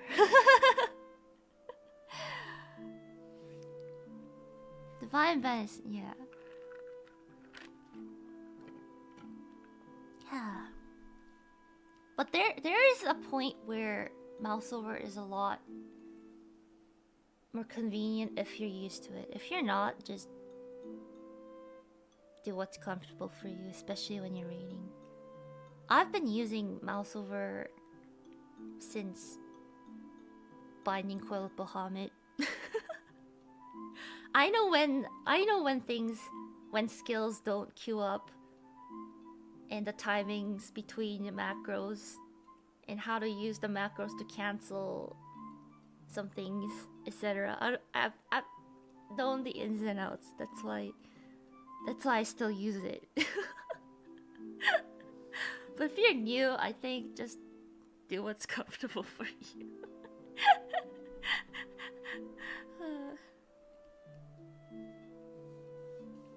Yep.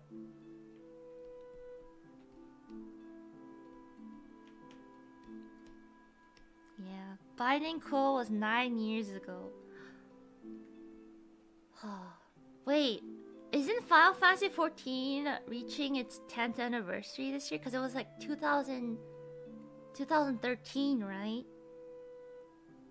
Where 2.0 was released? Whoa. Must be a big celebration.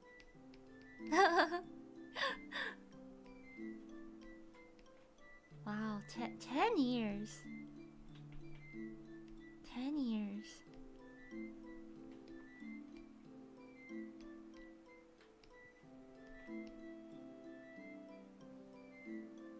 Wow. 10 wonderful years. I mean, I've had a lot of fun times. 10 years. A lot changed. Hard to believe, but 10 years. You know, I'm probably just gonna be watching the fan fest.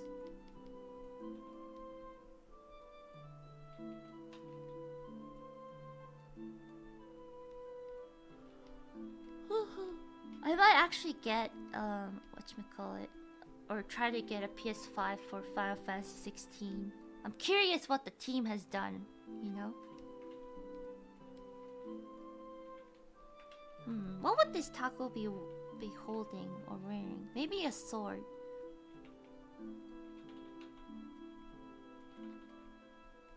FanFest watching stream.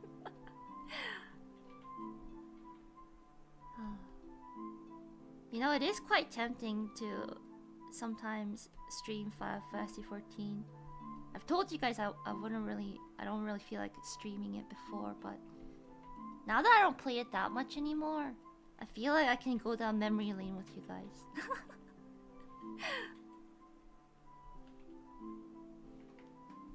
But who knows? Who knows? I sometimes do, but I don't really do much outside of, I guess, like expert or something.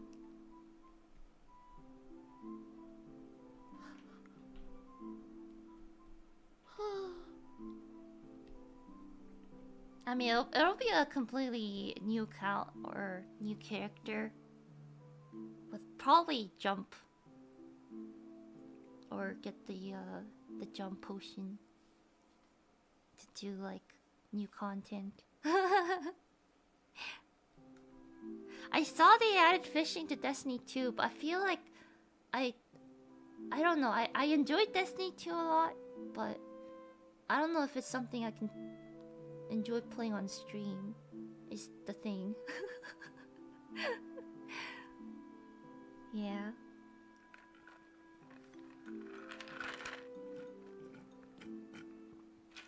I technically already have a character ready. Cause I want to poke Fuki-senpai sometime, but like, can I play with you sometime? But but I don't wanna cause any traffic jams or anything. So it's technically prepared already.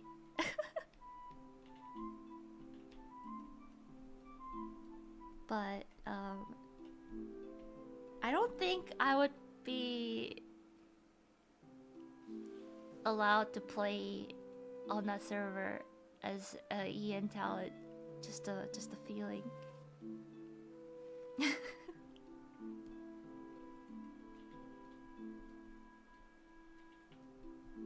Cause think about it this way, okay? EN servers, I guess, like let's just say like Western servers and like Japanese data centers, they have different communities. It's not an IP rights or anything. It's just a community thing, and I don't want to cause any problems that way.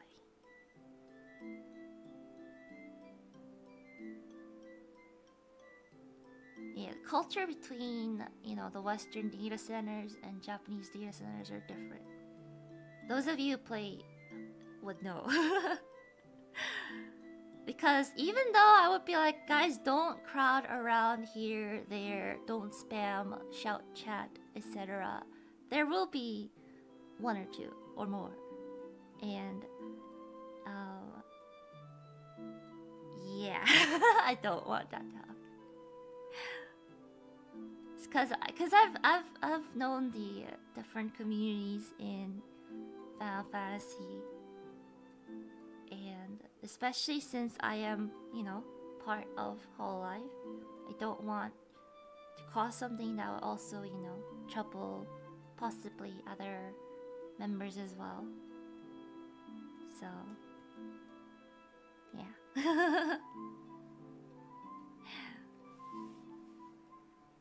I'm very good at Kukiyomi. Kind of. Most of the times.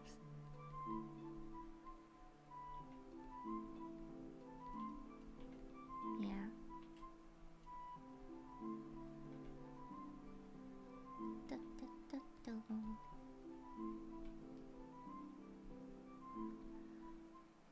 It felt like that initially, but it will stop. But it's just, I don't want it to happen initially.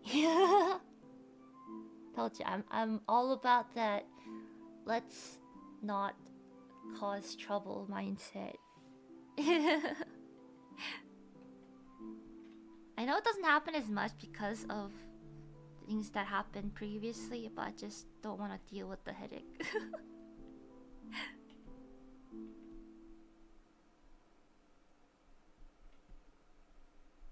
Yeah.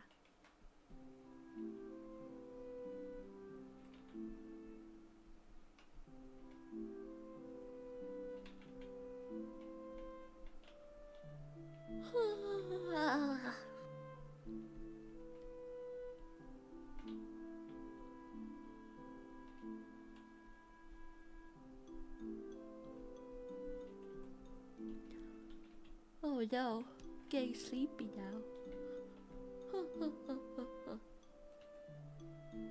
Ina, are you beaver? Cause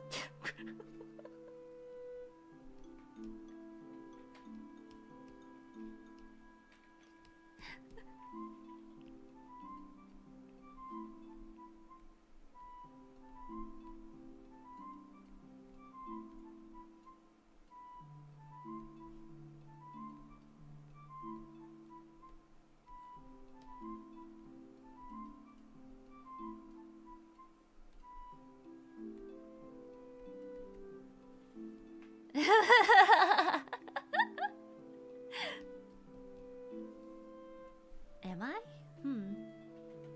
Actually, I'm not. I only have a small teeth. Actually, small Ina doesn't even have teeth. Look, I don't have teeth. I lack the main feature of a beaver, unfortunately. Okay, we gotta hurry because dinner time is approaching very fast.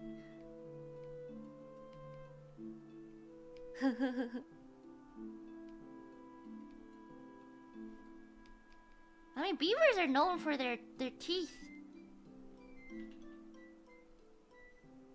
Beaver Dutch.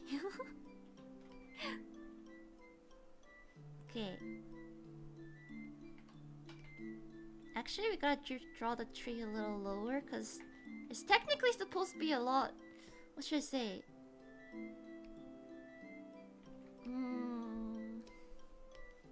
I feel like something is missing.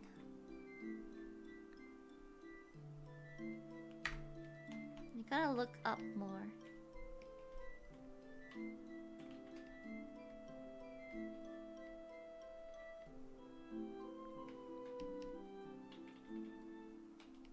Well, we'll figure it out. Okay, tree like that. Okay. A Rupert hanging on the ceiling. Maybe. Okay, Taco can come down a little further down. Oh, maybe less than that. Okay. I gotta clean the house a little bit before Mama needs reaches the house. I gotta get pumped.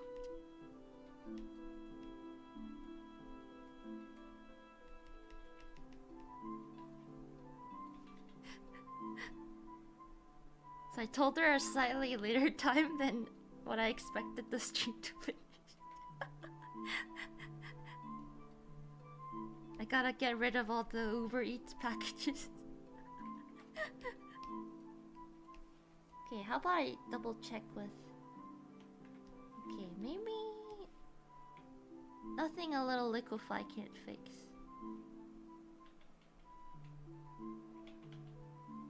Yeah.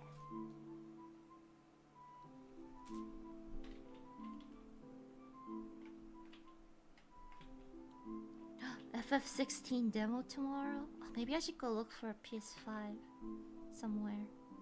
I don't know where, but... Okay, now that the sketch is kind of done, I wanna... I guess, fix the lighting on this a little bit. Then we can get to the rough colors. Rough colors are kind of like one of my favorite parts about illustration. PS5 certainly available soon. I hope so. I'll go to like a random GameStop or something and see if they have it on sale.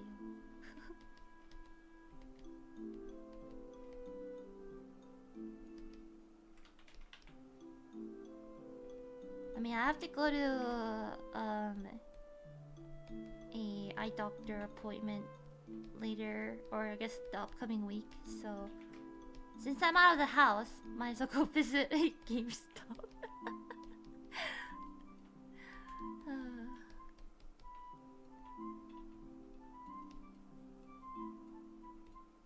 You know, when is a certain game with the Door to Darkness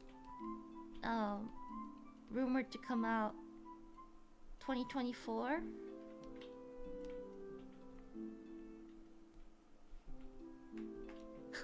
$2025? Next year? Not tomorrow. No idea yet. I just want to let you guys know in advance, many years in advance. I don't know how many years it's gonna be, but when that game comes out, I'm taking a break.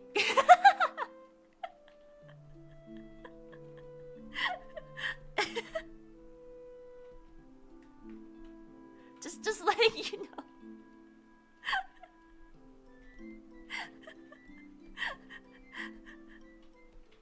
I'm sure you guys will understand.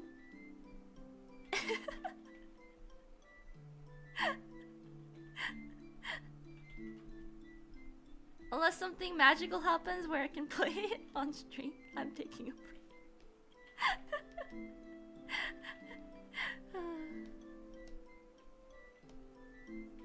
But I don't know when that's happening, so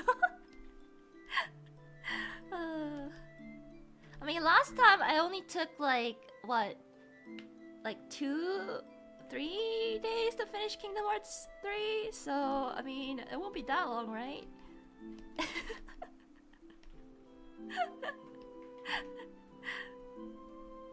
Keep you guys posted. Well, if we hear any news of Kingdom Hearts 4, we'll talk about it.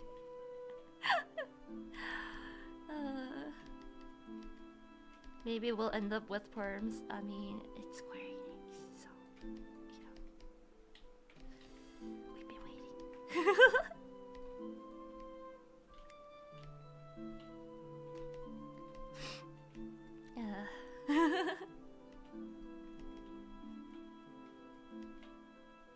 Yeah. It's alright. I mean, 2 or 3 days is basically like taking off the weekend, you know. So I'll be back in no time. I just don't want like you know, spoilers getting to me that quick. Although it's probably gonna be something that doesn't make sense a lot, but yeah. I'm sure Big Ina will let me play, exactly.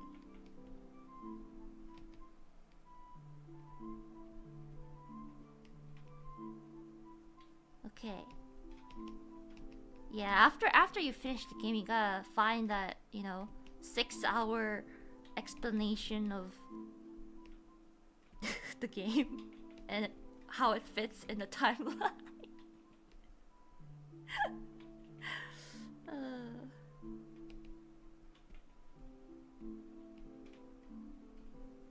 You gotta go to the wiki, be like, okay, anything new added for this character?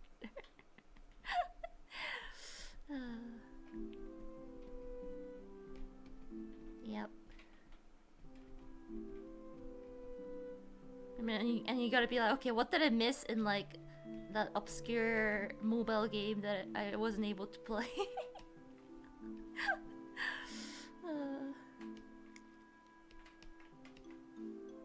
Well, what's the lore that I missed?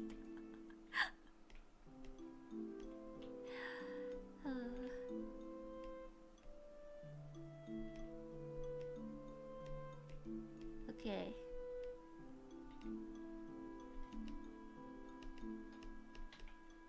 Alright, we're getting there. We're getting the what is it? The values down? Is that the term? The artistic term? The rough values?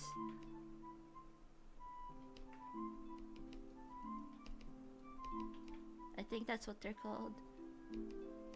That's right, Smallina. Thank you!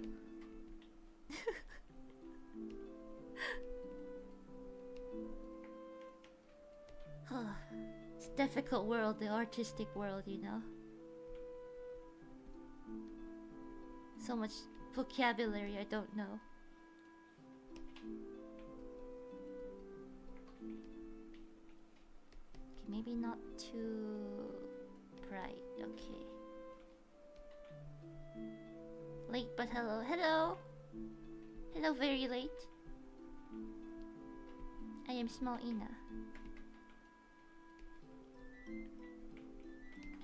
What weapon does Ina of the Forest use? A flute. I don't know.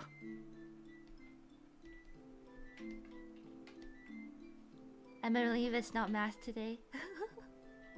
No math. Just art. Or I guess hoping to be art. An ocarina. Actually, I bought an ocarina. Do I have it? Hold on, let me go check.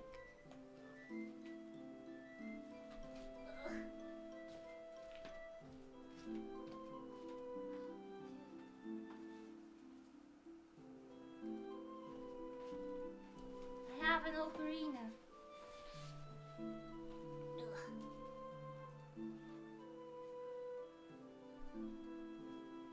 I don't know if I can play it though. I don't have the maybe I can Google it.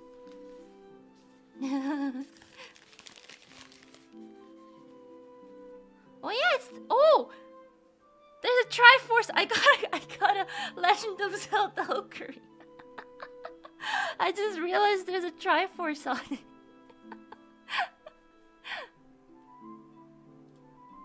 Okay, how to play ocarina. Images. Okay, the chart. Okay, actually, this doesn't explain much.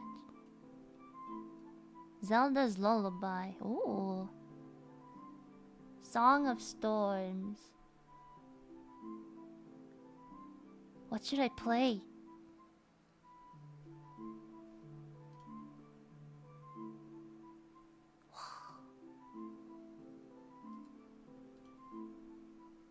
Zelda's Lullaby? Okay. I don't know if I can play this, but it's like...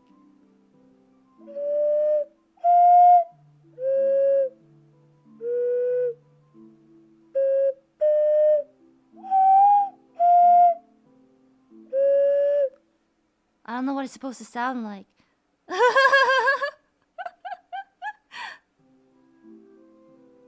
Okay, maybe if I hear the notes, it'll be better.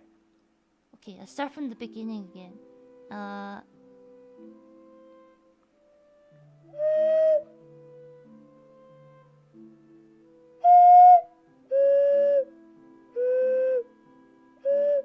Oh wait, it's this.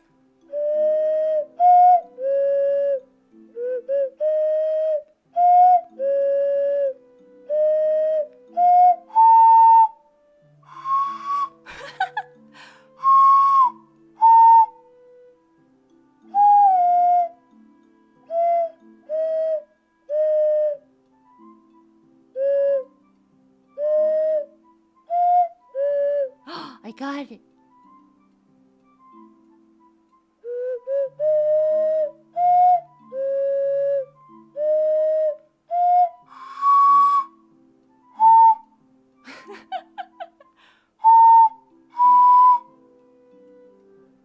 Hit that.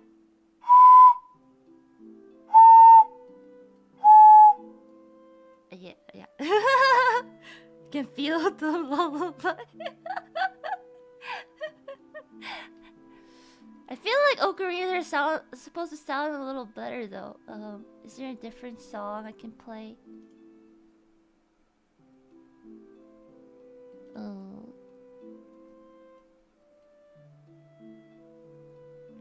Needs to be tuned. You can tune it? Hold on, let me find some notes.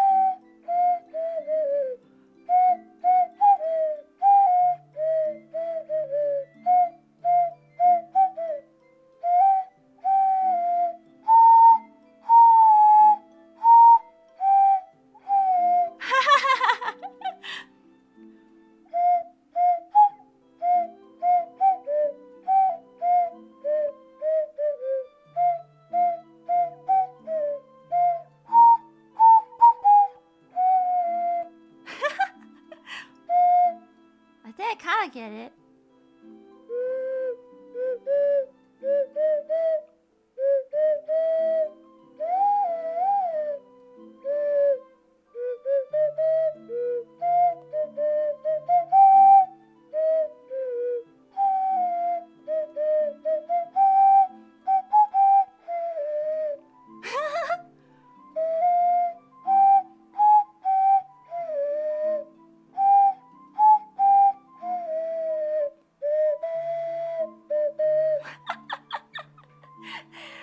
See, if you know the notes, you can play basically any song.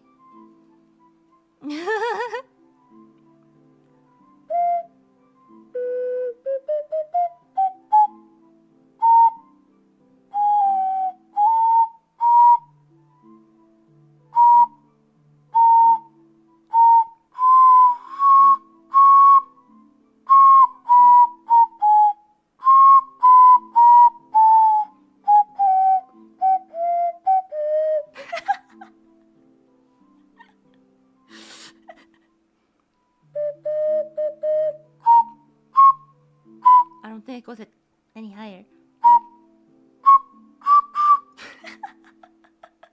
Always comes back to unravel.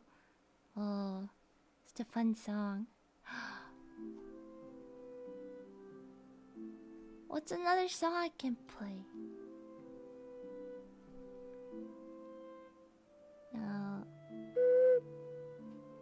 Yeah.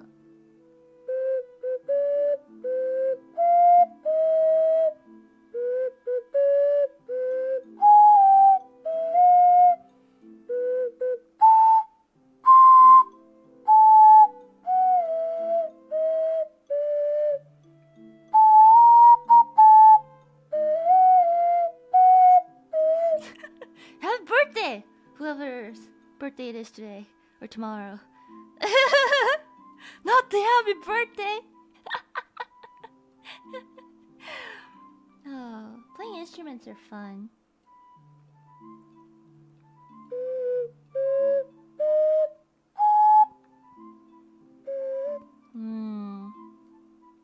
What other song?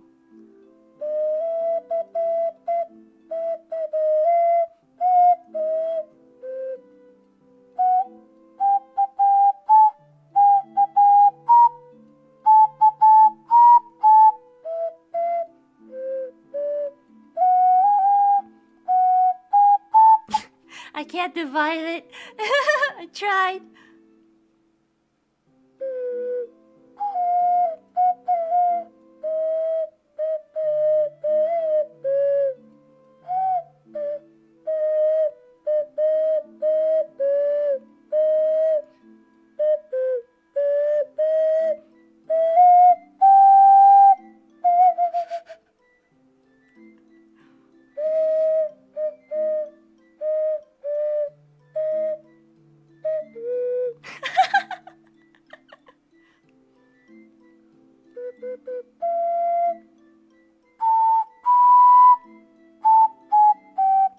Bop.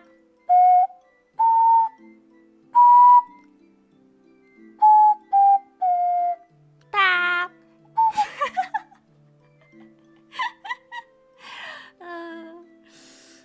Okay, okay.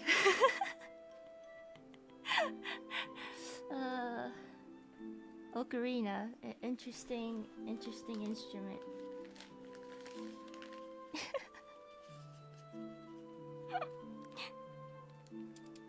Okay. Oh, I have some random instruments around. Like the ocarina, the kalimba, the recorder. I used to have a harmonica. Maybe I should just get another harmonica. The automaton, exactly. I have a clarinet, although I forget where it is.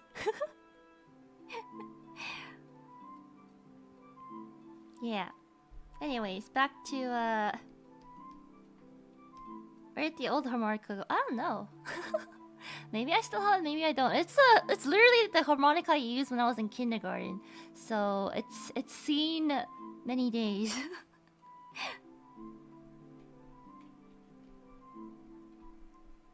I haven't played the clarinet in ages. I wish I had a bassoon, but bassoons are expensive.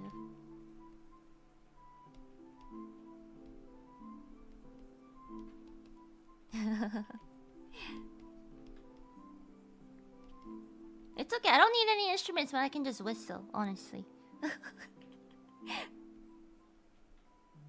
If I feel like playing an instrument, I just whistle.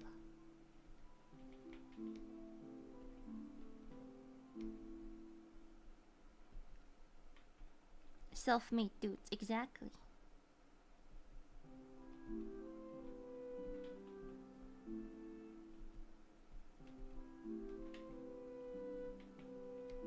Example of my whistling skills?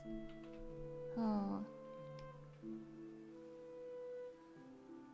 I don't know. It might be too good that it'll get copyright striked.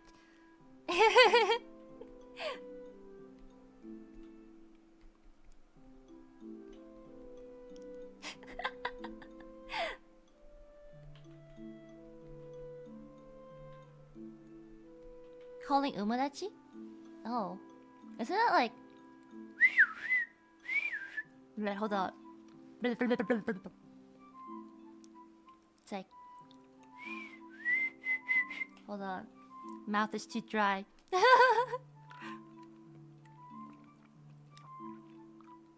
But that type of whistling and like my type of whistling is a little different.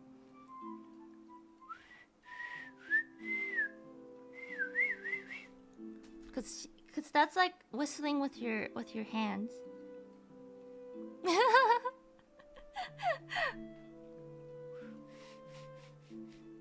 Okay, there are times where the whistling doesn't happen naturally, okay? I never managed to learn finger whistling. Finger whistling. How How do you?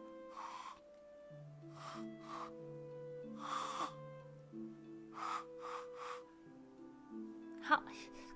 I'm gonna Google it. How to? I'm getting distracted. To finger whistle. Maybe we'll learn today.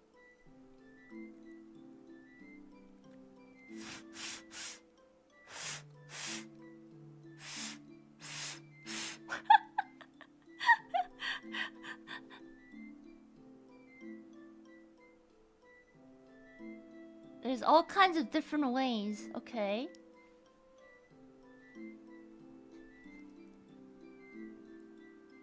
WikiHow. Surely the WikiHow will teach me how to finger whistle.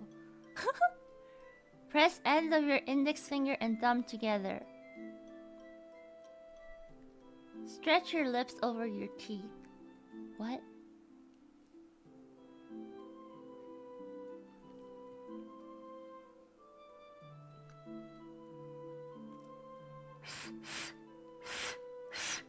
Oh, there's a little bit of whistling. There's a little bit of whoosh.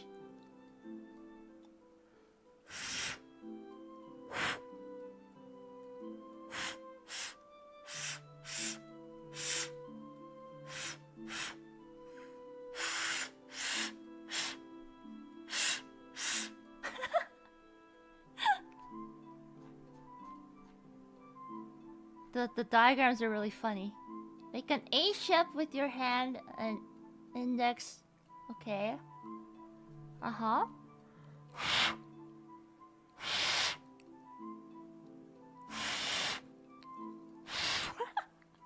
I don't think it's working. Maybe I'll practice off stream. Maybe I'll learn a new skill.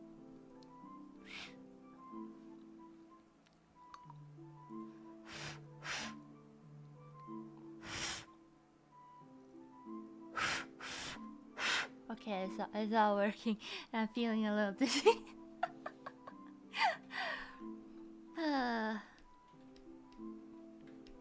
Okay. We gotta... we got maybe like less than an hour.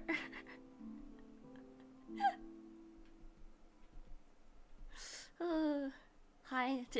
Whistling is too high intensity, exactly. This is a low intensity drawing stream.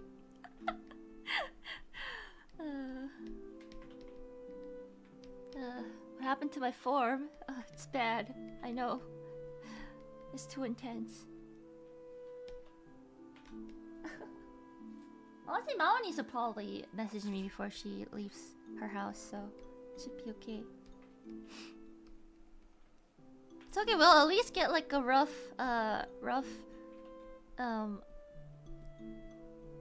color on this, and it'll be fine. It'll be fine.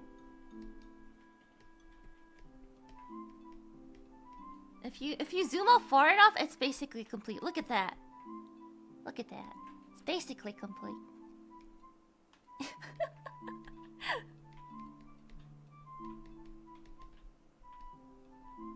See, when you feel bad about your progress, just zoom out. You know, you'll feel a little better.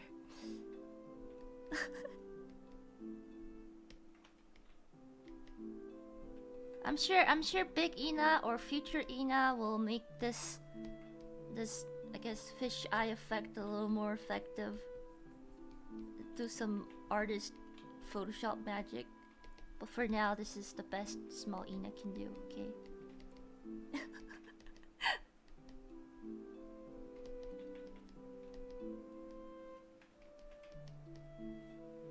Yeah, okay. So, for now I'll do this, and I'll set this to multiply, get rid of that. Probably change this to white, okay. Oh, maybe that means I can change some of this to be really bright up here. Yeah. Oh.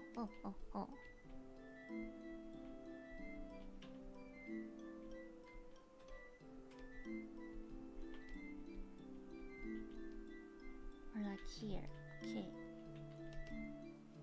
Maybe I'll just use like a texture to give it the illusion of light. The illusion of light. Wow.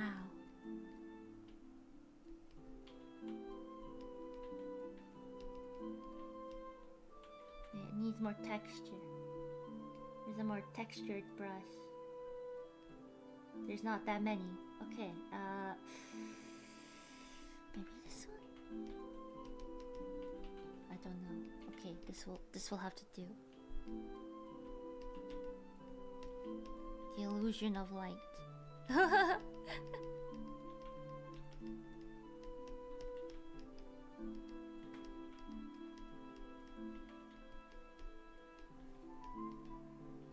The BGM fits so well. I chose it to fit the theme very well. Exactly.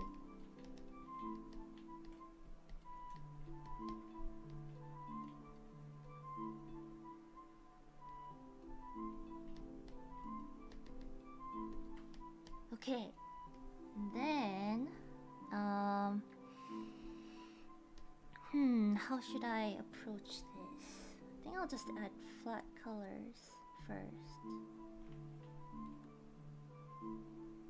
I can change the color of the shadow anytime I want. Okay, so we gotta think. The forest is gonna be normally like a green, green, yellow, slightly bluish color. Let's add colors a little bit. Very rough colors.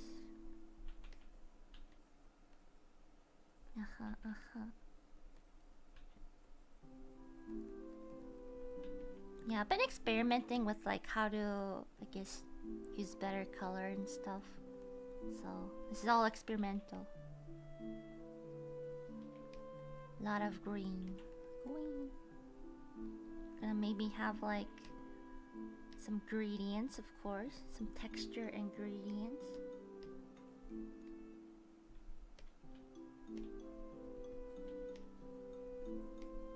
Yeah, quickly adding in the colors a little bit. Yeah, it's just me experimenting. This whole thing right now, this whole stream is just experiments. Maybe a slightly different shade of green here and there. Oh, it's a little too dark. Yeah, a little bit of blue. Mix in some blue. Some blue. Maybe some very light yellow for the light. Yeah, yeah. Happy little trees. Light peeking through. Some very saturated greens and yellows.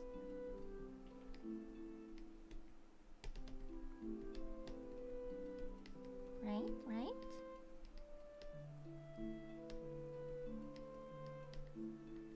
Okay, we gotta finish the base colors on Ina. Purple hair. We gotta choose colors, you know, that, you know, ends up working in this kind of area. Base colors are just base colors. They're not the final colors. So we're just doing the roughs. And then gotta add the orange hair. Of course, Taco, same color.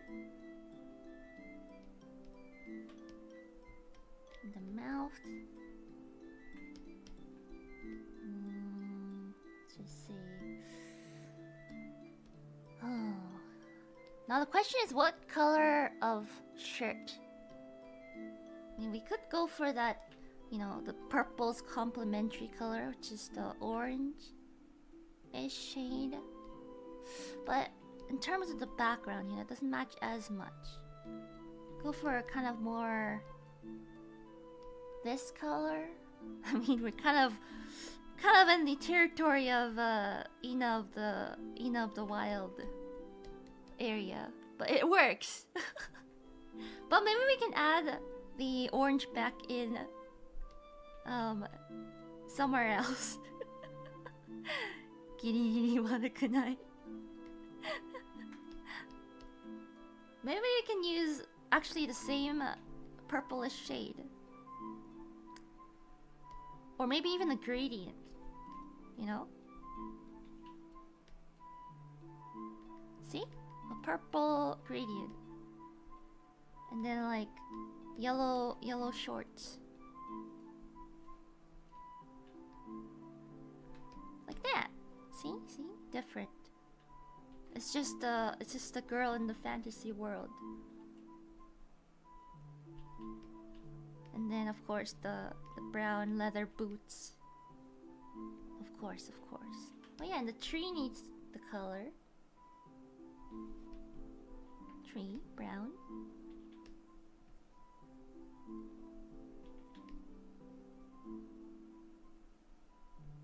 Okay. So far, picture is very dark, but we're gonna change that afterwards. Don't worry. Trust process. Okay. Now maybe add a little more color here and there, you know. Forest, many plants, many colors.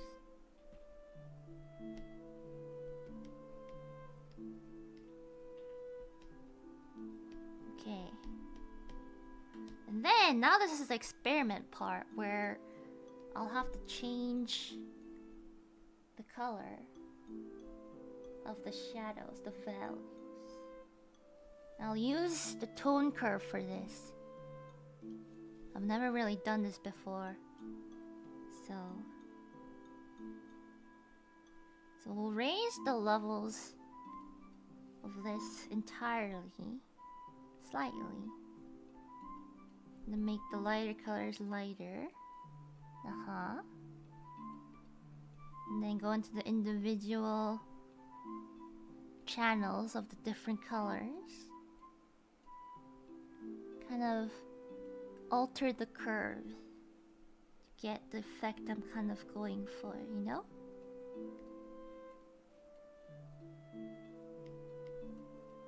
And maybe lower this part. It's a little too much of that. This is just the tone curve adjustment layer that we're playing around with right now. We'll raise the blues for the shadow. Wow.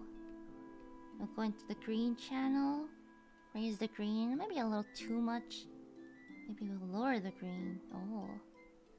But then I want the shadows to be colder. So, and then maybe raise the greens in the lighter parts. Oh, that is too light. Maybe lower the middle values a little bit. But then make the lighter parts more distinct. Okay. Now we raise the reds in the lighter parts slightly. And then maybe lower in the darker parts.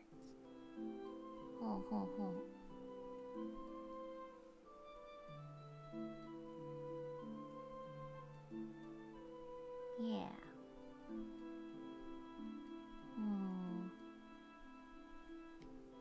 Just the blue a little bit more.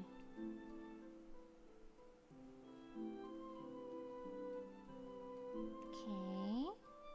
That's too green. Okay. Maybe a little more blues in that. Then adjust your overall levels a little more.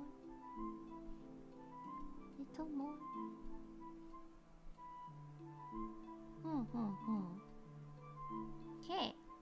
And you know what it is? You can even use more than one tone curve. Oh my goodness. Wow. Technology.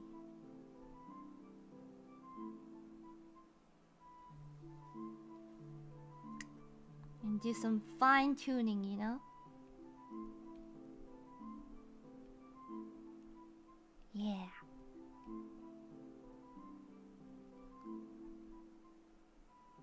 can even add some cooler color effects. Play around with the levels a lot.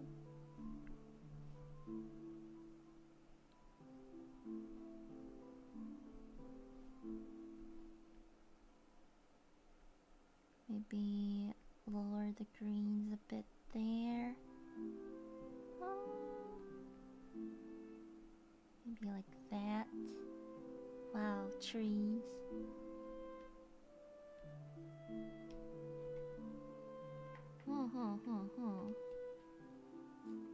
Naruhodo. Then maybe I don't know if I want to use this as color layer? No, a normal layer. Maybe I'll use this as a... No, not a color.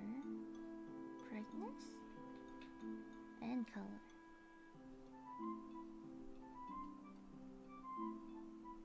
That's not bad.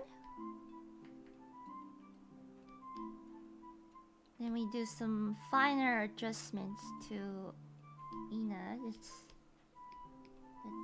sitting here. We'll use maybe color layer. Want a more yellowish tone.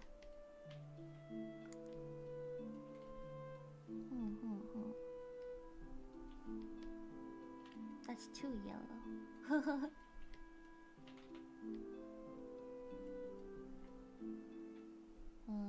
Maybe change it to overlay. Oh, that's a little better. Okay. Then we lost a little bit of detail with the lighting there.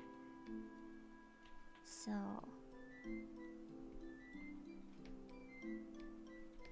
just got a little more yellow here and there. This is looking a little too desaturated. Maybe I'll use saturation layer. Add a whole bunch of saturation and color. And then maybe lower that a little bit.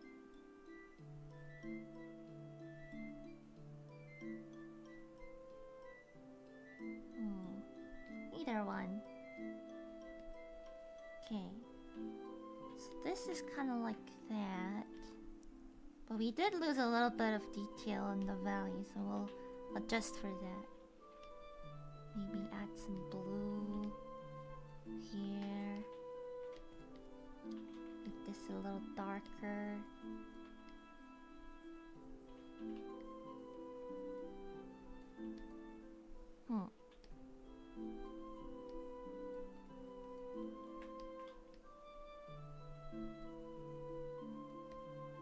Overall shift is nice. Well, this is like one of my favorite parts, is where I like try different things to figure out like what kind of color I want. And maybe like these are a little too brownish. I want a more greener color, so I just go over it with the overlay layer. Just change the colors up a bit.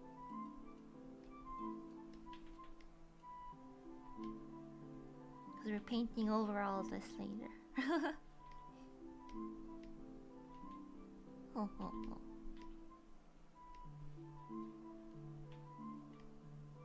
Yeah, we want that kind of like fantasy, dreamy forest kind of feel. So, be a little more on the yellower side here.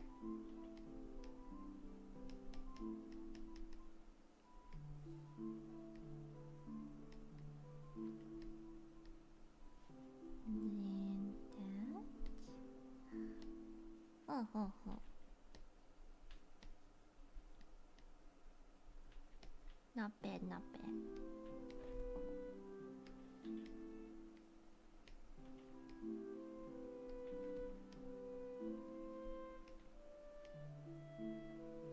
Then make that a little lighter, I guess. I feel like this brown is standing out too much. Let's use a color similar to surrounding areas a little bit.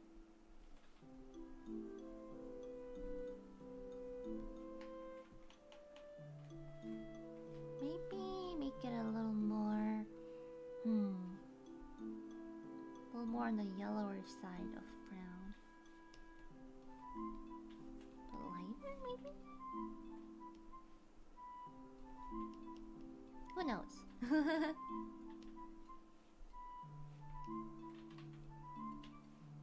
Oh, it's because it's a multiply layer here. Okay.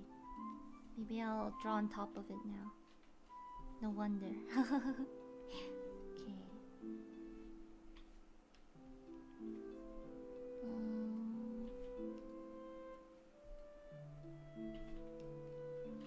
A little more saturated.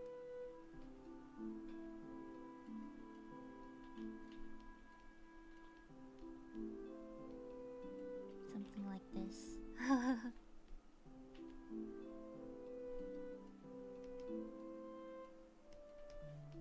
Tree.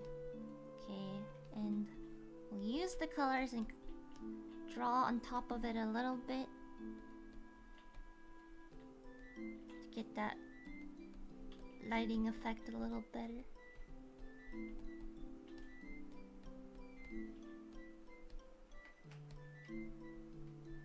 Ooh, having that really saturated yellow there really makes it pop. I like that.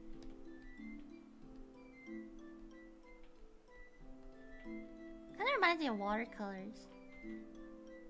This is why, like, I say it's like important to kind of study different mediums as well, because you never know what effect will, you know, help out with the mood and atmosphere of what you are trying to go for.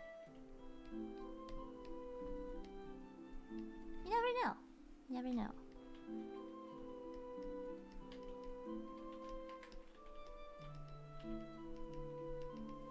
Maybe like that. Add some randomness to this shining light. I still feel like her overall color is a little too orange.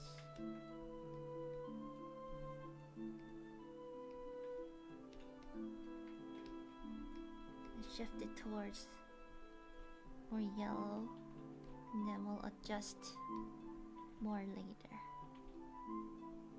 Okay, that's a little bit. And Taco too. Okay, and then we did lose a little bit of highlights and stuff, so maybe I'll use a overlay layer. Okay, and add some small details. Okay, that's too orange. Okay, maybe more on the greener side.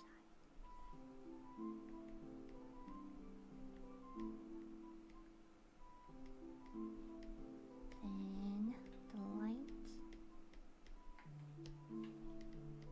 Oh, we're getting some pinks here. Okay, interesting. Did not expect.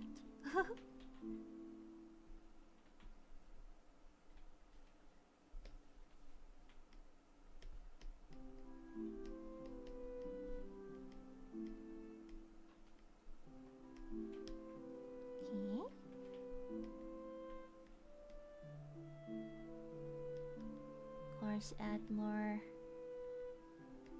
highlights to Taco too.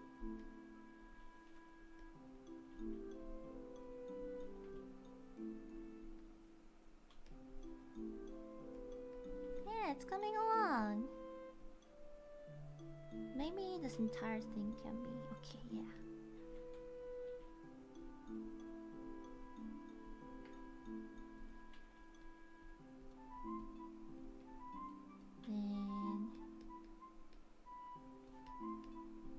Yeah, of course, can't forget the ground. The ground will also have some, you know, lighter spots from, well, maybe a different brush. Some dapples of light. It doesn't have to have detail, but just to, you know, just to know that there's a little bit of light hitting the ground.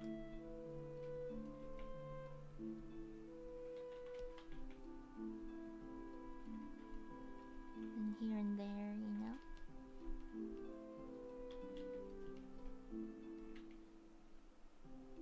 some parts get a lot of light, like here. Some parts don't get that much light.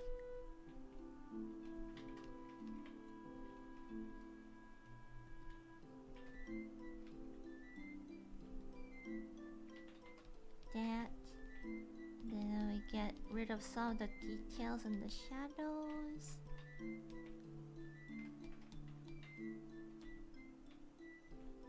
Add some details in these shadows.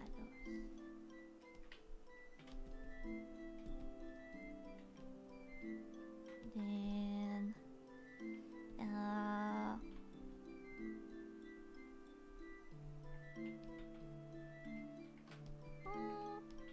I mean, mostly it's pretty much the rough colors are done, I think. Maybe add some slight textures to these trees.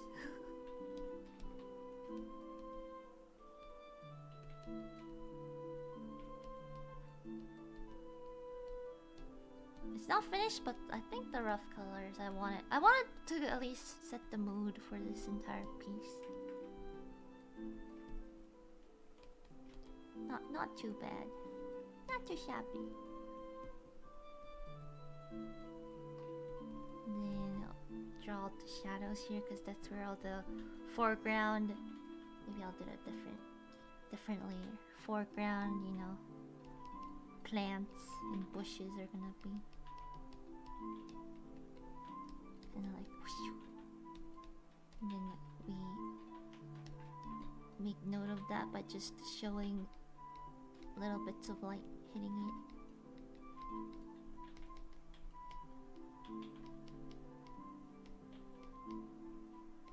Only see the silhouette, but you know. Small bits of light showing the silhouette.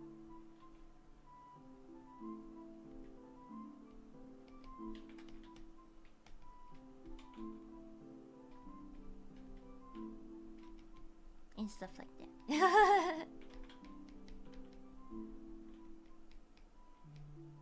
We got some slight variations here and there.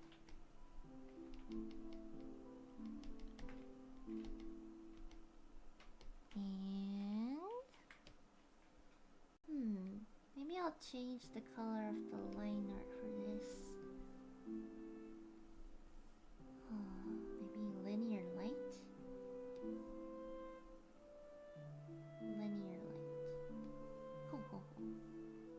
Yeah, it's like fun to experiment with the different, you know, layer modes and stuff. Ooh, that gives a pretty cool effect. I like that. Kind of like a glow, but like slightly different. Yeah. Ooh. Cool effect.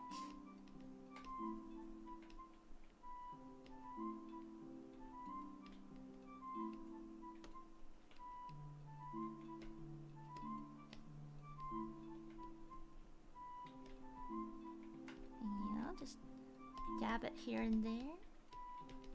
Wow.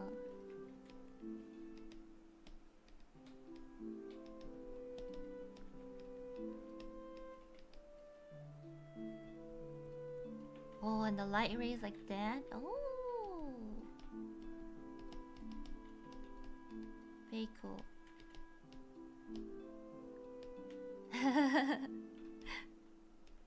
Maybe I'll make this part a little lighter.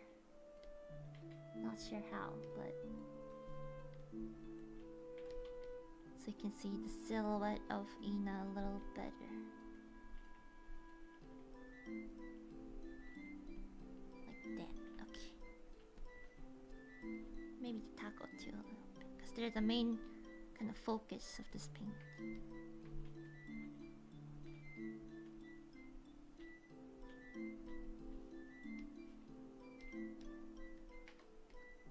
Yeah.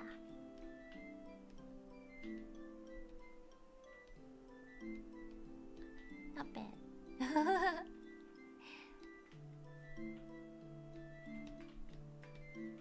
Well, we'll have to do a little more, you know,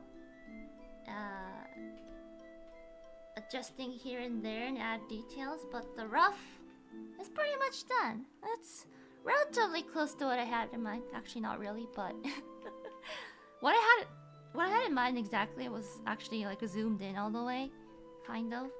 You see this little box I did, right? Hold on, maybe I can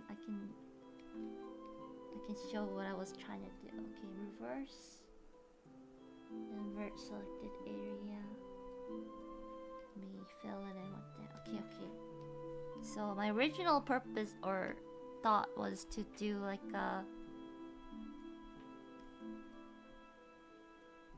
something similar to this. But we ended up making it a lot bigger than expected.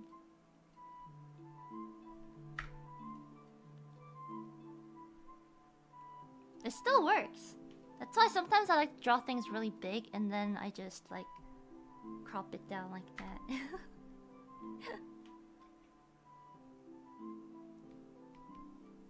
Yeah. And then I can just, you know, adjust to this frame.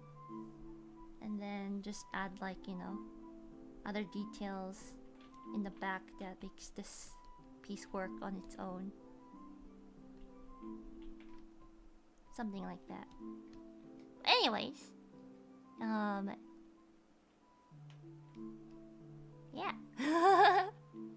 That should be it for today.